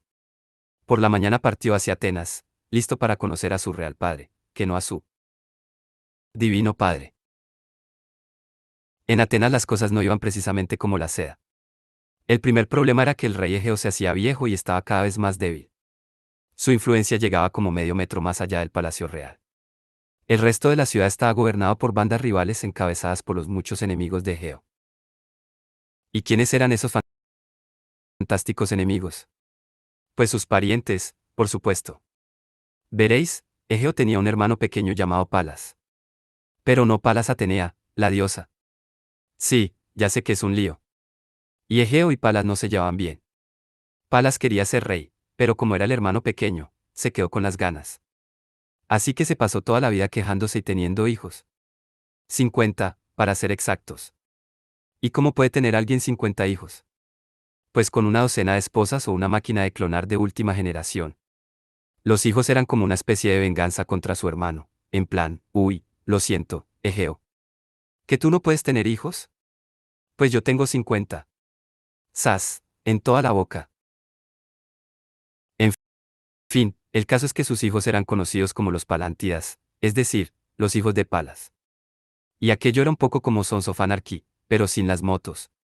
De mayores se habían convertido en unos capullos integrales y todos querían ver muerto a su tío. Se dividieron en diferentes bandas y tomaron el control de distintos barrios. Cada 2 por 3 había guerras por el territorio. Todo el mundo en Atenas tenía que pagar protección a una de las bandas. Y si te equivocabas, te arriesgabas a que una jabalina te atravesara el pecho en un enfrentamiento armado desde los carros. Cuando Teseo llegó a Atenas, los 50 Palántidas habían establecido sus bandas y esperaban a que Egeo se muriera. Luego planeaban montar una buena guerra civil a la antigua usanza para que ganaran los Palántidas más fuertes. Por todo esto, la ciudad era incluso más peligrosa que la carretera. Si Teseo aparecía diciendo que era hijo de Egeo, se convertiría en un acerico de flechas antes de llegar siquiera al palacio. El segundo problema era que el rey se había buscado una nueva esposa, una hechicera llamada Medea. Ya hablaré más de ella en otra historia, pero el caso es que Medea había prometido a Egeo que con sus brujerías podría darle un hijo varón, y a los Palántidas no es que aquello les hubiera hecho mucha gracia. Habrían arrasado el palacio de no ser porque estaba bien defendido, los guardias iban bien armados y dentro había una hechicera. De manera que aunque Teseo lograra llegar al palacio, Medea lo mataría por estropearle los planes. El tercer problema era que Atenas estaba sufriendo el acoso de una superpotencia extranjera llamada Creta. Teseo no sabía mucho sobre Creta, tan solo le habían llegado unos rumores absurdos sobre un monstruo medio toro medio hombre que vivía en un gran laberinto. Pero por las conversaciones que había ido oyendo por el camino, se enteró de que Atenas y Creta se odiaban mutuamente desde antes de que él naciera. Todo ese odio había empezado cuando uno de los hijos del rey Minos, un tal Androgeo, llegó a Atenas 20 años antes para participar en una competición deportiva local, y uno de los Palántidas lo mató. Entonces, Minos, enfurecido, reunió a su flota y se dirigió hacia Atenas. Puso sitio a la ciudad, quemó el puerto e invocó a su padre, Zeus, para que descargara rayos y plagas y langostas y chinches. Al final, Egeo no tuvo más remedio que rendirse. Y Minos prometió detener la destrucción de la ciudad, pero una vez cada 7 años Atenas tenía que enviar como tributo a Creta a los 7 jóvenes guerreros más valientes y a las 7 muchachas más hermosas, y allí en Creta se los echaban al Minotauro en su laberinto. Si estáis pensando que os suena mucho a los Juegos del Hambre, es porque la serie se inspiró en esta historia. Y no, el laberinto no era televisado, pero solo porque Dédalo aún no había inventado la televisión. En fin, que el tercer ciclo de 7 años estaba a punto de cerrarse. Al cabo de unos cuantos meses tendrían que elegir a 14 tributos y todo el mundo estaba de los nervios. ¿Parecen suficientes problemas para una ciudad? Pues parece ser que no, porque tenían un problema extra. Un gigantesco toro salvaje andaba arrasando el territorio cerca de un suburbio llamado Maratón. Nadie había logrado detenerlo. Los atenienses estaban seguros de que el toro de Maratón era una señal de los dioses, que venía a decir: tíos, sois lo peor. Vaya, pensó Teseo, este sitio es un auténtico desastre. Me encanta. ¿Cuántas cosas que hacer? Quería entrar en el palacio para ver si su padre estaba bien, pero aquello era más difícil de lo que parecía. Los guardias, temerosos de los asesinos, no dejaban pasar a nadie. Y, por supuesto, si Teseo decía que era hijo de Egeo, podían matarlo de 20 maneras distintas antes de que lograra llegar al salón del trono. Lo que necesito, pensó, es conseguir una audiencia con el rey sin revelar mi verdadera identidad. Echó un vistazo a una taberna cercana, cuya fachada estaba cubierta de panfletos. Uno de ellos decía: consigue audiencia con el rey, asterisco, mata al toro de Maratón, obtén fama, riquezas y una cena en el palacio. Asterisco, Palantidas abstenerse. Asterisco, se exige fe de muerte del toro. Asterisco, la fama puede variar. Riquezas sujetas a impuestos. Informe a su camarero de cualquier alergia alimentaria. Ya está, se dijo Teseo. Mataré al toro de Maratón y así me ganaré una cena en el palacio. Y además no tengo alergias alimentarias. Total, que Teseo se fue a buscar al toro, pero en cuanto salió de la ciudad, una tormenta gigantesca rugió en el aire. Las nubes parecían tinta hirviendo, los rayos rasgaban el cielo, la lluvia picaba tanto que Teseo tuvo la sensación de que lo estaban bombardeando con un chorro de arena. Vio una pequeña cabaña a un lado del camino y se refugió en ella a toda prisa. Dentro había una anciana sentada junto al fuego, removiendo un caldero de sopa. No pareció sorprendida de verlo. Bienvenido, joven. Menuda tormenta, ¿eh? Pues sí. Teseo dejó la masa en el suelo. ¿Te importa que me espere aquí un rato? En absoluto. ¿Qué? Vienes a matar al toro de Maratón, ¿no? Teseo parpadeó. ¿Cómo lo sabes? Me llamo Hecale. Antes era sacerdotisa de Zeus. Sé muchas cosas. Ah. Teseo pensó de repente que debería haberse limpiado los pies antes de irrumpir en la cabaña. Entonces, ¿tienes algún consejo para mí? Hecale soltó una risita. Ese toro es sagrado para Minos, el hijo de Zeus. Por eso el dios no permite que nadie lo mate. Y griega. Por eso también ha enviado esta tormenta, para detenerte. Si prometes traer aquí el toro cuando lo captures, yo sacrificaré el animal para Zeus. Eso complacerá al dios del cielo. Hecho. En ese mismo instante amainó la lluvia y cesaron los truenos. Teseo se asomó y vio que el cielo era azul y oyó a unos pajarillos trinando entre los árboles. Madre mía, qué rapidez, exclamó. A Zeus le gusta ir al grano, dijo Hecale. No te olvides de tu promesa. Cuando Teseo llegó a Maratón, vio un toro blanco destrozando una aldea abandonada, derribando casas y aplastando cercas. En otras circunstancias lo habría matado con la masa, pero tenía que llevárselo vivo a la sacerdotisa para que lo sacrificara, así que debía capturarlo. Entró a hurtadillas en uno de los pocos graneros que quedaban en pie y preparó unas cuantas trampas con cuerdas, poleas y balas de heno a modo de contrapesos. Entonces abrió la puerta del granero y esperó a que el toro estuviera lo bastante cerca para que lo oyera. ¡Uau! Chilló Teseo. ¿Qué vacas más guapas hay en este granero? El toro se volvió resoplando y ladeó la cabeza, en plan, vacas guapas, ¿has dicho? Pero, no puedes tocarlas. Siguió gritando Teseo. Son todas mías. Creo que esta noche me prepararé unas hamburguesas. Ja ja ja ja ja, ja. Y se metió corriendo en el granero. El toro se abalanzó sobre él, decidido a rescatar a las hermosas vacas de su verdugo humano. Los cascos del toro hicieron saltar la trampa, las cuerdas se tensaron en torno a sus patas y, de un tirón, lo elevaron en el aire cabeza abajo. El animal bramaba y se debatía con furia, pero no podía escapar. Teseo se aseguró de que estuviera bien atado y luego lo bajó hasta una carreta, buscó un par de caballos y se llevó a la bestia de vuelta a la ciudad. Tal como había prometido, se detuvo en la cabaña de Cale, pero la anciana había muerto durante la noche. Tal vez se intoxicó con la sopa, o igual es que había vivido justo lo suficiente para llevar a cabo su última tarea para el dios Zeus. Gracias, anciana, dijo Teseo. No te olvidaré. Me llevaré el toro a Atenas y yo mismo lo sacrificaré en el templo de Zeus.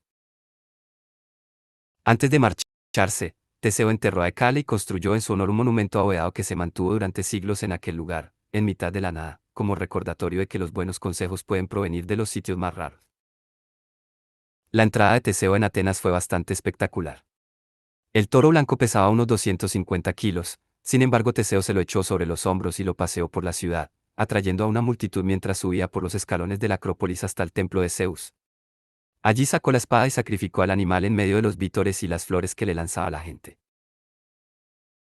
El sacerdote hizo llegar la noticia al palacio. Un joven forastero había matado al toro de Maratón. Una hora más tarde, un mensajero real le llevó a Teseo una invitación a cenar. El chico estaba encantado. Por fin iba a conocer a su padre.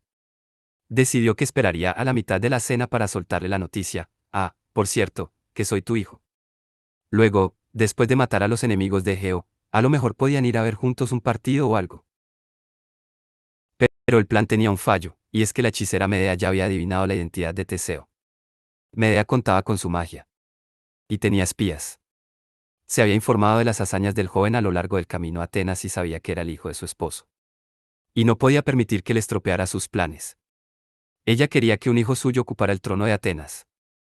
Por eso, antes de la cena de celebración, se acercó al viejo rey.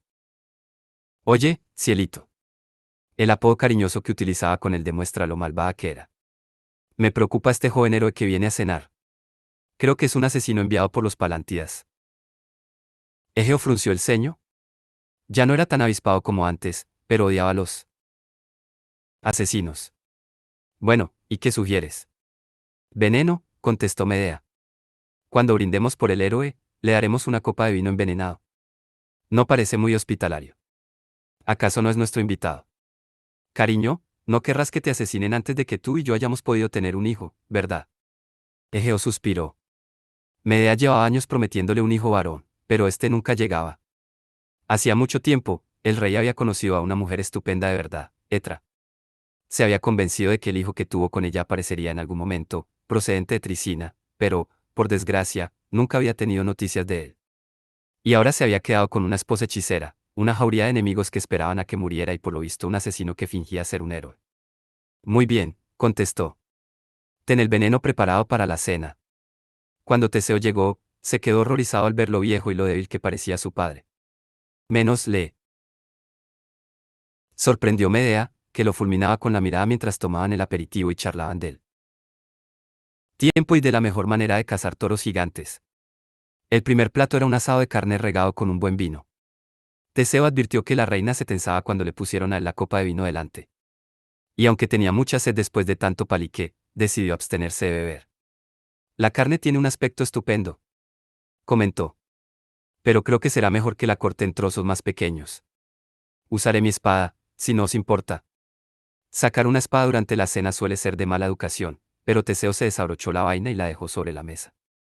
Luego sacó la hoja y se puso a cortar la carne. El rey tenía la mente algo nublada, pero reconoció su propio símbolo real y sus iniciales en la empuñadura. Aquella espada era suya. ¿Qué había hecho con ella? Ah, sí. La había escondido debajo de una roca a las afueras de Tricina para que su hijo la recuperase. Aquel joven fuerte y atractivo tenía su espada, lo cual significaba. Cuando Teseo tendió una mano hacia la copa de vino, el rey lanzó un grito y de un golpe se la tiró de las manos. El veneno se derramó siseando y humeando por el suelo de mármol. Hijo mío, exclamó Egeo. Papá, dijo Teseo. Medea, gruñó el rey. Cielito. Medea se levantó de un brinco y se apartó de la mesa. Tú sabías quién era, afirmó Egeo. Querías que envenenara a mi propio hijo.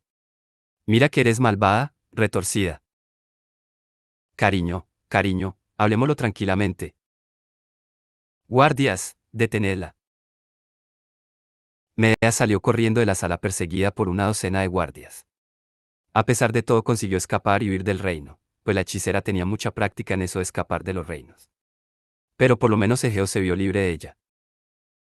El rey abrazó emocionado a su hijo y estuvieron hablando hasta bien entrada la noche. Teseo durmió en el mejor cuarto de invitados de todo el palacio y en una cama todavía más cómoda que la Crasti XL. Por la mañana, padre e hijo decidieron visitar los templos para dar las gracias por la llegada de Teseo. El rey por fin tenía un heredero. La noticia no tardó en extenderse, el rey se aventuraría a salir del palacio por primera vez en años. Los 50 Palántidas pensaron que más les valía hacer algo entonces que se les presentaba la oportunidad. Reunieron a todas sus bandas y se dividieron en 2 ejércitos. El plan era esperar a que el rey, Teseo y los guardias estuvieran a medio camino de los templos. Entonces, los 2 ejércitos los atacarían desde los 2 extremos, atrapando al rey en una maniobra de pinza para aniquilar a todo su grupo. Era un buen plan. No sé muy bien si Teseo podría haber hecho frente a tantos enemigos a la vez. Por suerte, los Palántidas tenían un criado llamado Leos, que se mantenía fiel al rey en secreto. Leos corrió al palacio al amanecer, avisó a Egeo y Teseo de lo que se avecinaba y los informó del lugar donde iban a tenderles la emboscada. Teseo fue a por una armadura a la sala real de suministros. Se ató la espada al cinto, cogió la masa y salió del palacio. Encontró al primer ejército de Palántidas en un callejón oscuro, desayunando unas tostadas mientras esperaban a que pasara la procesión real. Hola. Los saludó alegremente. Luego los mató a todos. No sentía ningún remordimiento. Ellos planeaban matar a todo el personal del rey, así que Teseo pensó que se habían llevado su merecido. Era una filosofía muy sencilla. A continuación recorrió la ciudad, con sus preciosas sandalias ahora salpicadas de sangre y de mermelada, hasta que encontró al segundo ejército de Palántidas, que estaban haciendo cola en Starbucks, ya muy impacientes porque les sirvieran sus cafés con aroma a calabaza. Hola. Teseo acortó la cola matándolos a todos. Luego pidió un capuchino doble con extra espuma y regresó al palacio. Después de eso, el rey ya no tuvo problema en llevar a su séquito a los templos. Dio gracias a los dioses por el hijo tan extremadamente violento que tenía. Todo el mundo en Atenas pasó un día estupendo, libre de las bandas de Palántidas por primera vez en décadas. Detalle curioso, ¿os acordáis de aquel tal Leos que traicionó a los hijos de Palas? Pues se ve que la gente de su ciudad, Pallini, todavía no soporta oír la palabra Leo. Nunca les ponen ese nombre a sus hijos, y se considera mala suerte nacer bajo ese signo del zodiaco. Yo tengo un amigo que se llama Leo y a quien le encantaría esa historia. Seguro que iría a Pallini y se presentaría 50 veces al día solo para ver cómo reaccionaba la gente. En fin. Teseo había tachado ya muchas cosas de su lista, había matado el toro de Maratón, había echado a la malvada reina hechicera, había asesinado a todos los enemigos de su padre en una sola mañana. Solo quedaba una nubecilla oscura en el horizonte, y tenía una forma muy parecida a la de un minotauro. Un mes después de que Teseo se asentara como príncipe de Atenas, se cumplió el ciclo de los 7 años de la gran lotería cretense. Todos los jóvenes y las doncellas del reino debían registrarse para tener la oportunidad de ganar un viaje gratis a Cnosos, cenar y beber vino en la corte de Minos y luego ser arrojados al laberinto para sacarse unas fotos con el Minotauro, todo esto seguido de una muerte dolorosa. La gente de Atenas protestaba por las calles.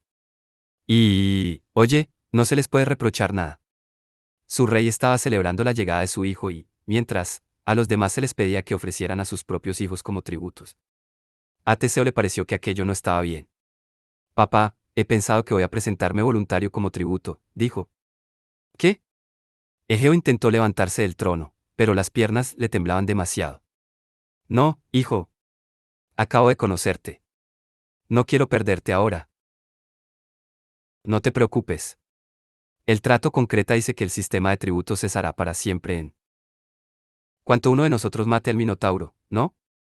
Sí, pero, pues nada, mato al Minotauro y ya está. Será facilísimo. Egeo no estaba seguro de que fuera tan fácil, pero Teseo se mostraba decidido. Era lo que había que hacer. Además, el chico llevaba ya semanas sin matar ningún monstruo ni destruir ningún ejército, y estaba más aburrido que una ostra. Cuando los atenienses se enteraron de que el príncipe se había ofrecido voluntario, alucinaron. Se habían vuelto muy escépticos respecto a los políticos y sus vacuas promesas, pero ahora que el joven estaba dispuesto a arriesgar su vida junto con la gente del pueblo. Su popularidad subió en las encuestas en un 75% por lo menos. De manera que cuando en la lotería salieron los nombres de los otros tributos, nadie se quejó. Todos se unieron a las órdenes de Teseo, que prometió llevarlos a Creta y traerlos de vuelta a casa sanos y salvos. La noche antes de que zarparan, el rey Egeo celebró una última cena con su hijo. Por favor, Teseo, dijo el viejo rey, hazme un favor, por lo general, cuando un barco vuelve de Creta, luce las velas negras porque todos los tributos han muerto. Si consigues de verdad regresar a casa, pídele al capitán que ponga velas de otro color. Así en cuanto vea el barco en el horizonte sabré que estás bien. Y cuando llegues a puerto celebraremos una gran fiesta en tu honor. Teseo abrazó a su padre. Pues claro. ¿Qué color quieres? Fucsia, contestó el rey. Con un reborde turquesa. Esto. ¿Y qué tal unas velas blancas? Propuso Teseo. Sería más fácil. El rey se mostró de acuerdo, aunque el blanco le parecía un poco convencional. Total, que los 14 tributos atenienses se reunieron a bordo del barco y zarparon hacia Creta, mientras sus padres los despedían desde el muelle diciéndoles adiós con la mano y conteniendo las lágrimas. Durante el viaje, Teseo intentó mantener a los tributos animados jugando al bingo y a los tejos, pero todos estaban nerviosos. Sabían que en el laberinto no se les permitiría llevar armas y que nadie había sobrevivido jamás a aquella experiencia. Con todo esto les resultaba difícil disfrutar de la noche de trivial junto a la piscina de cubierta. Después de 3 días en el mar, amarraron en el puerto de Cnosos. Comparada con las agujas doradas de aquella capital, con sus templos de mármol, los jardines y palacios, Atenas parecía un vertedero. Los tributos fueron recibidos por una muchedumbre que los abucheaba y agitaba banderines con toros y grandes manos de goma espuma en las que se leía, Creta es la mejor. Con la excepción de Teseo, los 14 adolescentes nunca habían salido de casa, y ahora se sentían asustados y abrumados, que era justo lo que quería Minos. El día del laberinto era una maniobra de relaciones públicas estupenda para Minos. Por una parte, daba al pueblo de Creta algo que celebrar, y además la gente podía ver a los jóvenes más distinguidos de Atenas encogidos de miedo y totalmente humillados antes de ser arrojados a la muerte en el laberinto del Minotauro. Sin embargo, Teseo arruinó bastante el espectáculo, porque sonreía y saludaba a la gente mientras se encaminaba con los otros tributos hacia el palacio. ¿Qué hay, tíos? Soy Teseo. Es genial estar aquí. Voy a matar a vuestro Minotauro. Oye, guapa, llámame. Eres guapísima. Los atenienses fueron llevados al palacio del rey Minos para la acostumbrada cena de bienvenida y las festividades de vamos a conocernos un poco antes de que muráis. El rey esperaba con ilusión un poco de actitud servil por parte de sus invitados, a la vieja usanza. Le encantaba el servilismo. Pero, una vez más, Teseo estropeó la diversión atreviéndose a pasárselo bien durante la cena. Se rió, contó chistes y entretuvo a la familia real cretense con anécdotas sobre sus andanzas en el camino desde Tricina. La historia de Mali, la tortuga gigante, fue especialmente celebrada. Con los picos del pan, Teseo hizo un muñequito de Ciro y lo tiró desde el otro lado de la mesa al cuenco de sopa del rey, gritando. No. Molli. Los hijos de Minos se morían de la risa. La princesa Ariadna, sentada justo enfrente de Teseo, estaba fascinada por aquel príncipe ateniense tan guapo, tan gracioso y tan valiente. Cuando terminó la velada, estaba locamente enamorada de él y no podía soportar la idea de que muriera en el laberinto. Su padre era insoportable, siempre mutilando y torturando a sus súbditos, arrojando a su hermano mutante, el Minotauro, dentro de aquel laberinto y cargándose siempre a los tíos guapos antes de que ella pudiera conocerlos mejor. Ag. El rey Minos, por otra parte, no se enamoró locamente de Teseo. Más bien decidió que aquel joven héroe tenía que morir antes de tiempo, lo cual inspiraría en los demás tributos el terror apropiado. Si no, cuando los arrojaran al laberinto sus gritos no producirían todo el efecto deseado. Al rey le encantaban los gritos de la juventud ateniense. Calmaban sus delicados nervios. Bueno, Teseo, exclamó el rey al otro lado de la mesa. Así pues, ¿eres hijo de Poseidón? Sí, mi señor. He sido bendecido con dos padres poderosos, el uno, rey de Atenas, el otro, dios del mar. ¡Qué emocionante! El segundo rey más poderoso de Grecia y el segundo dios más poderoso. Como ya sabes, yo soy el rey de la nación más poderosa, y mi padre es Zeus. Minos era así de capullo. El rey se levantó y se quitó el anillo con el sello real, una sortija de oro con una cabeza de toro tallada en un zafiro. ¿Te apetece que pongamos a prueba tu linaje, Teseo? Minos se acercó a la ventana. El comedor se encontraba en la planta 20 de la torre más alta y daba al mar. ¿Y si lanzo este anillo al mar y tú te zambulles a buscarlo? Así sabremos que eres de verdad el hijo de Poseidón. Después de todas las hazañas que nos has contado, estoy seguro de que esto no te resultará difícil. anillo costaba 1 millón de dracmas más o menos, pero a menos que más le daba, tenía una docena de anillos como ese en el cajón de su mesita. Se imaginó que el recién llegado temblaría de miedo o pondría alguna excusa tonta para no tener que saltar desde una ventana de la 20ª planta. Pero si de verdad saltaba, aquello podía tener gracia. Total, que Minos lanzó el anillo. Y como siempre, Teseo reaccionó por impulso. Una cosita brillante que se mueve deprisa. A por ella. Corrió a la ventana y saltó al vacío. El rey se echó a reír. Bueno, pues se acabó el ateniense. Teseo estaba a media caída cuando se planteó que igual debería haber pensado primero, en buscar un paracaídas, por ejemplo, o tal vez una tabla de surf. Así que tuvo que conformarse con una oración. Poseidón, ¿me echas una manita? Cayó al agua. El golpe debería haberlo matado al instante, pero en lugar de eso se deslizó fácilmente hacia las profundidades. La corriente se lo llevó hasta el fondo del mar, y allí atisbó un brillo de oro en la arena y recuperó el anillo del rey Minos. Entonces dio una patada en el agua para impulsarse y subió a la superficie. Ni siquiera le faltaba el aliento. Gracias, papá. Las olas lo llevaron hasta la orilla. Unos minutos más tarde, uno de los camareros del comedor real se acercó corriendo al rey. Señor, hay un tipo empapado en la puerta que dice que tiene tu anillo. Y Teseo irrumpió en la sala. Tachán.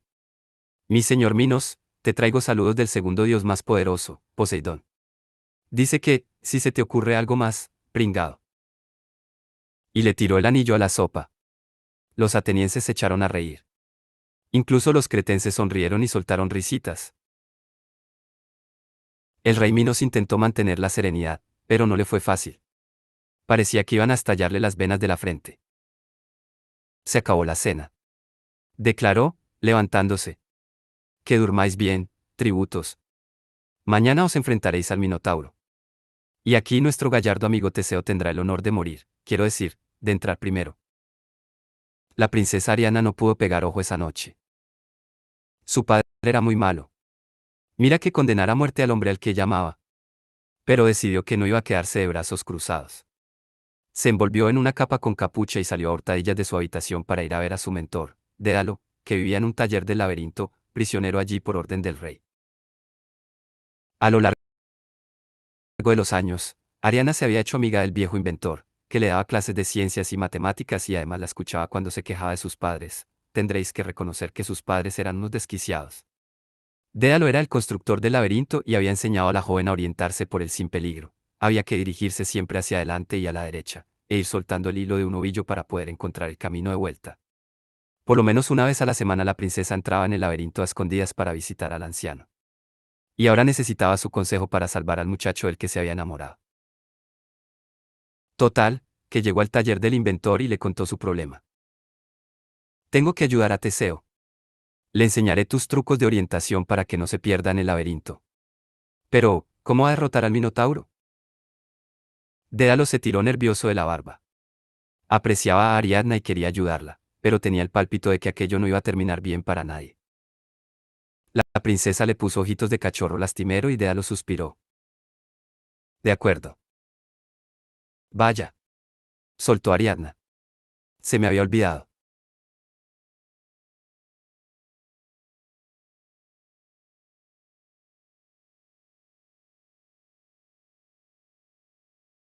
Olvidado. Como a casi todo el mundo. Incluso el propio Minotauro se habrá olvidado, seguramente. Pero Teseo puede utilizar ese nombre para confundir al monstruo. Tal vez con eso gane unos pocos segundos. Ariadna le dio un beso en la frente. Eres el mejor, Dédalo. Más tarde, esa misma noche, Teseo oyó que llamaban a su puerta. Se imaginó que los guardias querrían asegurarse de que no hubiera vuelto a saltar por la ventana. Pero no. Cuando abrió se encontró con la princesa. Ariana estaba ruborizada, y llevaba una sencilla capa de viajero sobre su ropa real. Puedo ayudarte a entrar y salir del laberinto, le dijo. Y voy a contarte cómo matar al Minotauro. Pero tengo una condición. Si lo consigues, debes llevarme contigo cuando te marches. Odio Creta. Me parece bien, contestó Teseo. La princesa le contó cómo orientarse en el laberinto y le dio un ovillo de hilo. Encontrarás al Minotauro en el centro del laberinto. Si lo llamas por su nombre auténtico, que es Asterión, a lo mejor lo confundes el tiempo suficiente para tomar la iniciativa. No te permitirán llevar armas, pero Dédalo dice que podrías utilizar los propios cuernos del monstruo. Vale, contestó Teseo. O sencillamente podría usar las manos. Están registradas como armas letales en 27 países. La princesa abrió unos ojos como platos. ¿De verdad? No, era broma. Usaré los cuernos. Y gracias por el ovillo. Al día siguiente, los guardias llevaron a los 14 tributos atenienses al laberinto. La multitud de espectadores era incluso mayor de lo habitual, porque todo el mundo quería ver cómo Teseo, el príncipe de Atenas, se enfrentaba a su sentencia de muerte. Y Teseo se enfrentó a ella como si celebraran una fiesta en su honor. Saludaba y sonreía, estrechaba la mano a los cretenses, daba besos a los niños y se paraba a hacerse fotos con sus fans. Cuando llegó a la entrada del laberinto, reunió en un corrillo a sus compañeros tributos. Entraré yo primero, les dijo. Llegaré hasta el centro, y mientras iré soltando un hilo que llevo. Vosotros tomáoslo con tranquilidad, chicos, y no os apartéis del hilo. Una vez que mate el Minotauro, volveré sobre mis pasos, os recogeré y regresaremos vivos a casa. ¿Listos? ¿Vamos? Las puertas gigantes del laberinto empezaron a abrirse. Los guardias cacharon a los tributos en busca de armas, pero no advirtieron el hilo de Teseo porque lo llevaba enrollado en el cuerpo como si se tratara de un cinturón. Sí, laberinto, gritó Teseo. ¡Yujú! Y entró a la carrera. Los otros atenienses lo siguieron con algo menos de entusiasmo. Las puertas se cerraron de golpe y la muchedumbre de espectadores aguardó a que los primeros gritos hendieran el aire. Teseo desenroscó el hilo y ató un extremo a la argolla de una antorcha convenientemente situada junto a la salida. Les recordó a los otros tributos que no se alejaran mucho. Vosotros relacionaos, charla un rato. Yo no tardaré en volver. Y se internó en el laberinto. Aquello estaba diseñado para desorientar. Al cabo de 3 o 4 pasos, Teseo habría estado totalmente perdido de no ser por su fiel hilo y las instrucciones de Ariadna, ante la duda, siempre hacia adelante y a la derecha. Fue abriéndose camino entre ballestas activadas con resortes, fosos llenos de estacas envenenadas, pasadizos atestados de cuchillas giratorias y corredores forrados de espejos en los que uno se veía muy gordo o muy flaco. Por fin el laberinto se abría a una arena circular como una plaza de toros. Y el Minotauro estaba esperándolo. Gracias a su dieta de carne roja, esteroides, chucherías y salsa de Tabasco, había llegado a alcanzar 2,5 metros de altura. Con aquellos hombros, cuello y cabeza de toro, sus ojos del color de la sangre y los cuernos curvos, dejaba al toro de maratón a la altura de un ternero recién nacido. Y también resultaba bastante aterrador de los hombros para abajo. Tenía los brazos y las piernas hinchados de músculos, llevaba solo un taparrabos y el tío no se había dado una ducha ni hecho una manicura en 2 décadas. El suelo en torno a él estaba plagado de cadenas rotas y huesos de todos los prisioneros a los que se había comido a lo largo de los años. Aparte de eso, la arena estaba desierta, con la excepción de algo de heno para dormir, un abrevadero de agua sucia, un agujero en el suelo a modo de retrete y un par de National Geographic viejos como material de lectura. No era de extrañar que el Minotauro estuviera furioso. Teseo se acercó al hombre toro. No sabía muy bien si se sentía aterrado, fascinado, o si el monstruo le daba pena. Jo, tío, tu vida debe ser un asco. ¿Estás seguro de que tenemos que luchar? Porque podría sacarte de aquí y... Groar. El Minotauro se lanzó al ataque. Desde su nacimiento lo habían entrenado para matar y odiar. Había soportado burlas, torturas y rechazo. No iba a confiar ahora en un ser humano. Teseo se apartó, pero la bestia era rápida y le arañó el pecho con el cuerno izquierdo, haciéndole sangre.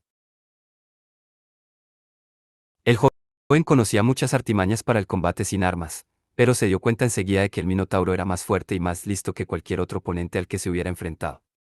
Retrocedió tambaleándose mientras el monstruo se daba la vuelta para atacar de nuevo. Teseo se lanzó hacia la izquierda, pero el monstruo anticipó el movimiento y de un revés lanzó al príncipe ateniense al otro lado de la plaza. Este se arrastró por el heno, gimiendo. Agarró con desesperación un trozo de cadena y, cuando el Minotauro se lanzó contra él, la sacudió como un látigo. El extremo se enroscó en torno al cuerno de la bestia. El Minotauro se apartó instintivamente. Teseo tiró con todas sus fuerzas y el cuerno se desgajó de la base. ¡Groar! El Minotauro se tambaleó, pero verse el cuerno roto le resultaba más sorprendente que doloroso. Al final plantó los pies, apretó los enormes puños y clavó una mirada iracunda a Teseo. Y por primera vez en su vida, tuvo dudas. Aferraba con fuerza el cuerno del monstruo, pero no sabía si le daría tiempo a utilizarlo. El Minotauro era demasiado rápido y demasiado fuerte, y él jamás conseguiría acercarse lo suficiente sin que lo hiciera pedazos. Oye, tío, vamos a hablar. Se levantó despacio. Esto no tiene por qué ser así. Tú no eres un monstruo del todo. En parte eres humano. Rark. Al Minotauro no se le ocurría peor insulto que el de ser llamado humano. Se abalanzó sobre Teseo, decidió a pisotearlo hasta convertirlo en puré de héroe. Asterión. Gritó entonces el héroe. El Minotauro se frenó en seco, como si le hubieran dado un puñetazo en el morro. Aquel nombre. Aquel nombre le sonaba. Sus primeros recuerdos. Voces amables. Una mujer. Su madre, tal vez. Una habitación infantil acogedora, con comida de bebé de verdad, mantas calentitas, un fuego en la chimenea. El Minotauro recordó una vida fuera del laberinto. Y tuvo la cálida y fugaz sensación de que era un ser humano. En ese mismo instante, Teseo le clavó en el vientre su propio cuerno roto. El hombre toro se revolcó entre bramidos, y sus gruñidos resonaron por todas las calles de Cnosos. Intentó agarrar a Teseo, pero el héroe se apartó velozmente. El Minotauro lo persiguió, pero las piernas le pesaban como si fueran de plomo. El dolor en su vientre era cada vez peor, se le nublaba la vista. Hasta que por fin cayó de rodillas y luego de bruces. Lo último que vio fue a Teseo de pie sobre él, con una expresión más triste que triunfal. Descansa en paz, Asterión. ¿Duerme? El monstruo cerró los ojos y se sumergió en un sueño de mantas calientes y voces amables. Teseo, con la ropa empapada en sangre, le arrancó el cuerno roto de las tripas. Tenía ganas de derribar el laberinto piedra a piedra, quería apuñalar al rey Minos con el cuerno de Asterión. Pero tenía que pensar en los otros 13 atenienses. Había prometido llevarlos de regreso a casa. Buscó el extremo del hilo y fue siguiéndolo por el camino de vuelta. Recogió a sus compañeros y llegaron todos a la salida del laberinto. Normalmente eso no les habría servido de nada, porque los guardias no iban a abrir las puertas para que saliera nadie. Pero la princesa estaba esperando al otro lado, y oyó gritar a Teseo desde dentro. «Hola». El Minotauro apalmado. «Podemos salir ya». «Abrid las puertas», ordenó Ariana a los guardias. «Vuestra princesa os lo ordena». Ellos obedecieron, y Teseo salió seguido de los demás tributos. Alzó entonces el cuerno ensangrentado para que el público lo viera. Muerto el Minotauro, se acabaron los tributos. La muchedumbre guardó silencio. La gente podría haberse lanzado contra él. Ya se sabe que las cosas pueden ponerse muy feas cuando gana el equipo visitante. Pero la verdad es que a los cretenses les gustaban los héroes valientes y los minotauros muertos mucho más de lo que les gustaba el rey Minos. De manera que todos estallaron en vítores.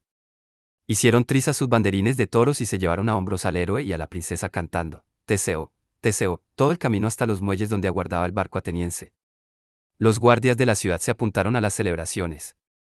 Fedra, la hermana pequeña de Ariadna, que resulta que estaba entre la multitud, le gritó a su hermana. «Espera, te vas de Creta. Llévame». Entonces, las dos princesas se unieron también a los atenienses. Y Minos no pudo hacer absolutamente nada, excepto andar dando pisotones por el palacio mientras toda la población de Cnosos celebraba una fiesta en honor de Teseo y luego lo acompañaba a su barco para que viajara de vuelta con un montón de regalos, la princesa Ariadna y una princesa extra, Fedra. El barco zarpó esa misma noche. Y el trayecto de regreso fue un fiestón que duró 3 días. Esa vez todo el mundo jugó al bingo y la noche de trivial en la cubierta de la piscina fue un desmadre. Pero si queréis un final feliz, este sería un buen momento para dejar de leer. Y es que ahora que estaba en la cresta de la ola, a Teseo le faltó tiempo para convertirse en un capullo. Durante la primera noche en alta mar, los atenienses estaban tan distraídos con la fiesta que el barco embarrancó en la isla de Naxos. Mientras la tripulación reparaba la nave, Ariadna y Teseo se medio enfadaron. Llevaban juntos menos de 24 horas, pero el joven decidió que aquello no iba a funcionar. Igual es que Ariadna quería algo más serio.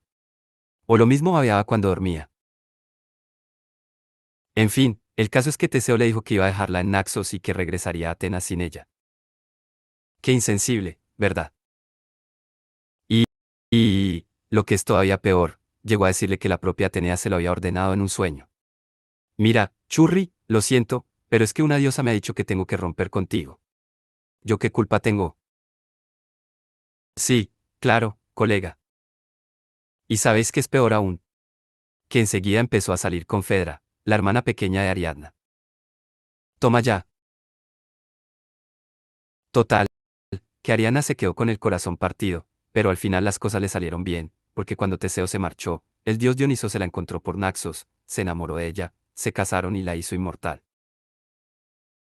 Además, a Ariana no le habría convenido nada casarse con Teseo.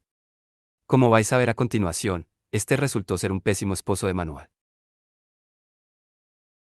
Así que el barco ateniense siguió su rumbo, pero Teseo, distraído con tanta fiesta, cometió un error muy común entre los que sufrimos de TA, y es que se olvidó de algo, cambiar el color de las velas para avisar a su padre de que todo iba bien.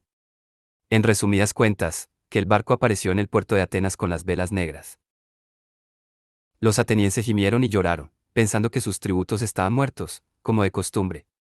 Y el viejo rey Egeo, que estaba mirando desde la torre más alta del castillo, al ver que las velas no eran de color fucsia, o blancas, da igual, se llevó tal disgusto que se tiró al mar. A diferencia de Teseo, Egeo no podía sobrevivir a una caída de 20 pisos, así que se mató. A esa parte del Mediterráneo se la empezó a llamar Mar Egeo, en honor del viejo rey. Teseo atracó en Atenas y cuando se enteró de que su padre había fallecido, le dio un bajón horroroso. Al final no habían podido ir juntos a ningún partido. Mirando las cosas por el lado positivo, Teseo era ahora rey de Atenas. Había destruido a todos los enemigos de su familia, había encontrado una nueva esposa, Fedra, que estaba en mucho mejor ver que su otra nueva esposa, Ariadna, y había puesto fin para siempre a los tributos a Creta. Durante un tiempo, el rey fue muy popular. El barco en el que había vuelto a casa se convirtió en un monumento flotante en su honor, con una cafetería estupenda y una tienda de recuerdos. Aquella nave se quedó en el puerto durante siglos, y cada vez que algún tablón se pudría, los atenienses lo cambiaban, con lo que prácticamente todas las piezas del barco habían sido repuestas varias veces. Los filósofos locales, que tenían demasiado tiempo libre, comenzaron a debatir sobre el problema del barco de Teseo, si van cambiándose poco a poco todas las piezas de un original para crear una copia exacta, sigue siendo esta el mismo objeto. Justo eso me he planteado yo acerca de los famosos que se someten a muchas operaciones de estética. Pero Annabeth me dice que me estoy yendo por las ramas. En fin, que Teseo unió el Ática bajo el liderazgo de Atenas. Tuvo hijos con Fedra y durante unos cuantos años fueron felices. Pero ya sabéis lo que pasa cuando uno es de naturaleza nerviosa y se aburre, que no puede parar quieto. Claro que no todo lo que pasó fue culpa de Teseo. Resulta que se echó un amigo que era una mala influencia, esa clase de delincuente impulsivo con el que tu madre siempre te dice que no te juntes. Por lo general ese amigo soy yo, pero para Teseo fue un tal Pirito. Pirito era el jefe de los Lápitas, una tribu del norte de Grecia, tan salvaje que se relacionaba con centauros. Y os aseguro que las fiestas de centauros no son aptas para pusilánime. Pirito no hacía más que oír historias sobre el fuerte y valiente rey de Atenas, allá en el sur. Y es que durante un tiempo no había forma de ver las noticias sin que saliera Teseo en los titulares. ¿Qué si Teseo esto? ¿Qué si Teseo lo otro? Total, que Pirito acabó hasta las narices. No puede ser tan fantástico.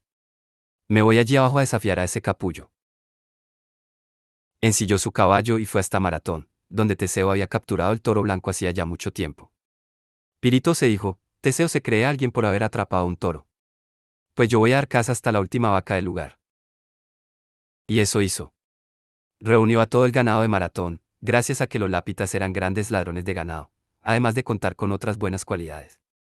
Y como era un tipo que daba bastante miedo, nadie de por allí intentó detenerlo. ¿Queréis recuperar vuestras vacas? Les dijo Pirito. ¿Por qué no pedís ayuda a vuestro rey? Decile a Teseo que estoy esperándolo. Y Pirito dirigió el rebaño hacia el sur.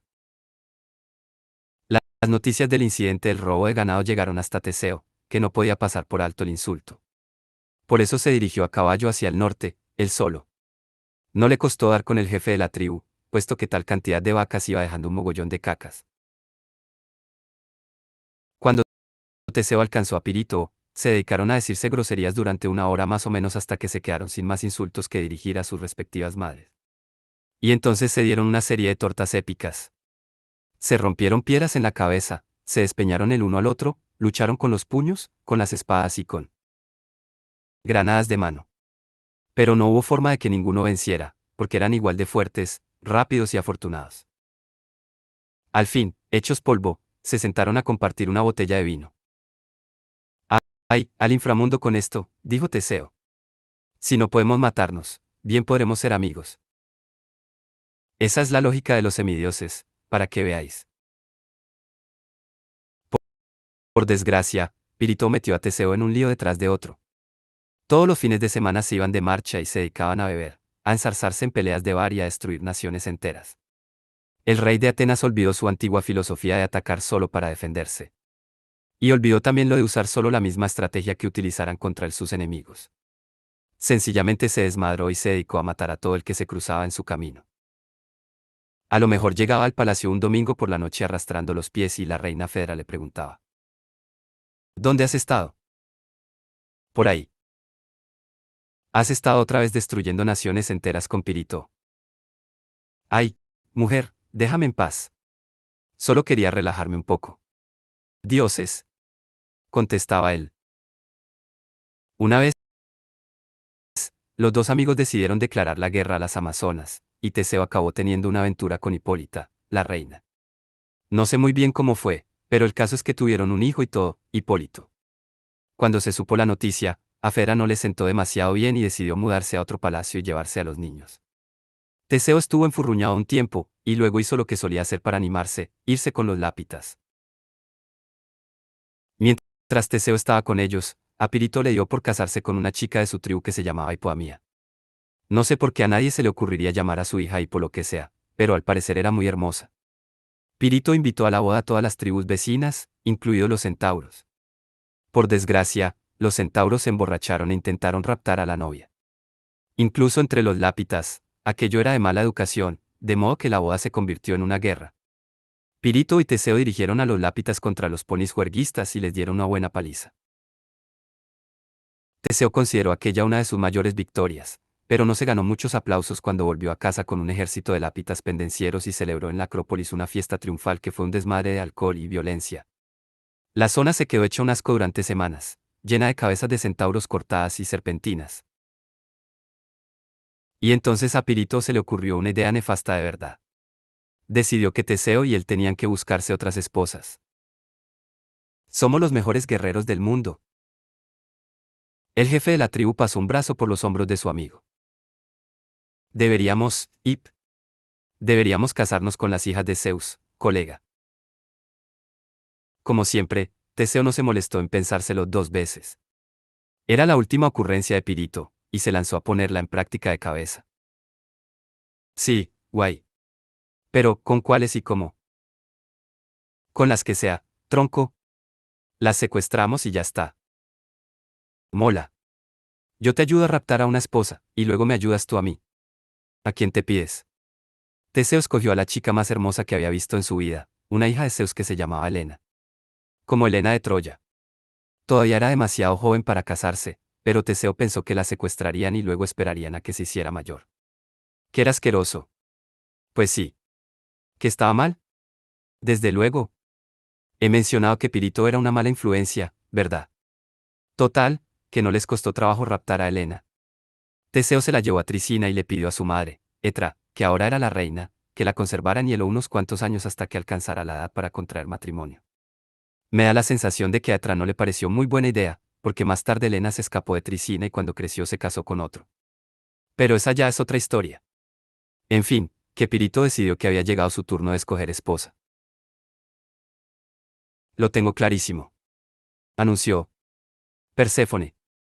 Teseo frunció el ceño. ¿Te refieres a la reina del inframundo? Sí. Vamos al inframundo y nos la llevamos. Será una pasada. Y allá que fue Teseo, como un tarugo. Encontraron una entrada al reino de Hades y fueron abriéndose camino a tortazos por el inframundo, matando monstruos y asustando a los fantasmas.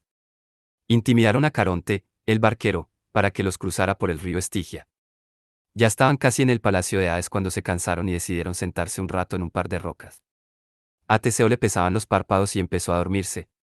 Y entonces se le ocurrió que lo de dormir la siesta en los infiernos igual no era muy buena idea. Intentó levantarse, pero las piernas no le respondían. Y tenía los brazos inmovilizados. Pirito, gritó. Ayúdame. Pero resulta que su amigo se había convertido en piedra de los pies a la cabeza. Y tres feas señoras con alas de murciélago se cernían sobre él con sus fieros látigos, eran las mismísimas furias. Os lo merecéis por intentar secuestrar a nuestra reina. Siseó una de ellas. Malditos turistas. Las furias se marcharon volando, dejando a Teseo inmovilizado e indefenso. Y allí se quedó 3 meses, sin otra compañía que la de los fantasmas, hasta que por fin llegó otro héroe que iba en otra misión y lo liberó. Aquel tipo se llamaba Hércules. Más tarde nos pondremos con él, cuando me haya tomado las vitaminas y me haya hinchado de pizza, porque este hombre, bueno, hizo absolutamente de todo. Tal, que Teseo por fin regresó a Atenas, pero ya no volvió a ser el mismo. El pueblo ya no lo quería. Estaban hartos de sus juergas y de que hiciera tanto el capullo. Fedra, su mujer, de la que se había separado, se había enamorado del hijo del propio Teseo, Hipólito, que ya estaba crecidito y listo para convertirse en rey, lo cual sitúa toda esta historia al digno nivel de los culebrones. Cuando Teseo se enteró, perdió la calma. Mató a su hijo, lo cual enfureció a los dioses. Y llegados a ese punto pensó que más le valía marcharse de Atenas para siempre, antes de que los ciudadanos lo lincharan. Así pues, denigrado y despreciado, aterrizó en la cercana isla de Ciro, pero a la gente de allí tampoco le cayó bien. El rey, Licomedes, lo detuvo y el pueblo lo echó de muy malos modos, lo llevaron a rastras hasta la cima de un acantilado y desde allí lo tiraron al vacío. Esta vez Poseidón no salvó a Teseo cuando se estrelló. Tras su muerte, su reputación estuvo por los suelos durante toda una generación. Solo más tarde la gente se olvidó de todo lo malo que había hecho y empezó a concentrarse en las heroicas hazañas que logró durante su juventud. Yo pienso que Teseo se llevó su merecido, algo que cuadra totalmente con su propia filosofía. Las cosas empezaron a irle mal cuando perdió interés en Ariadna y la abandonó. Al final, Atenas también perdió interés en él y lo abandonó. Y es que hay que andarse con cuidado con el karma. En cuanto a la moraleja de esta historia, si la tiene, me da la horrible impresión de que me afectaría de lleno. Ser impulsivo e hiperactivo puede ser muy útil, él te puede ayudarte a sobrevivir, incluso puede convertirte en un héroe, pero, por otra parte, si pierdes de vista las cosas importantes, si te vuelves temerario y estúpido y te permites distraerte cuando estás a punto de aprender una lección importante. Anda, una ardilla.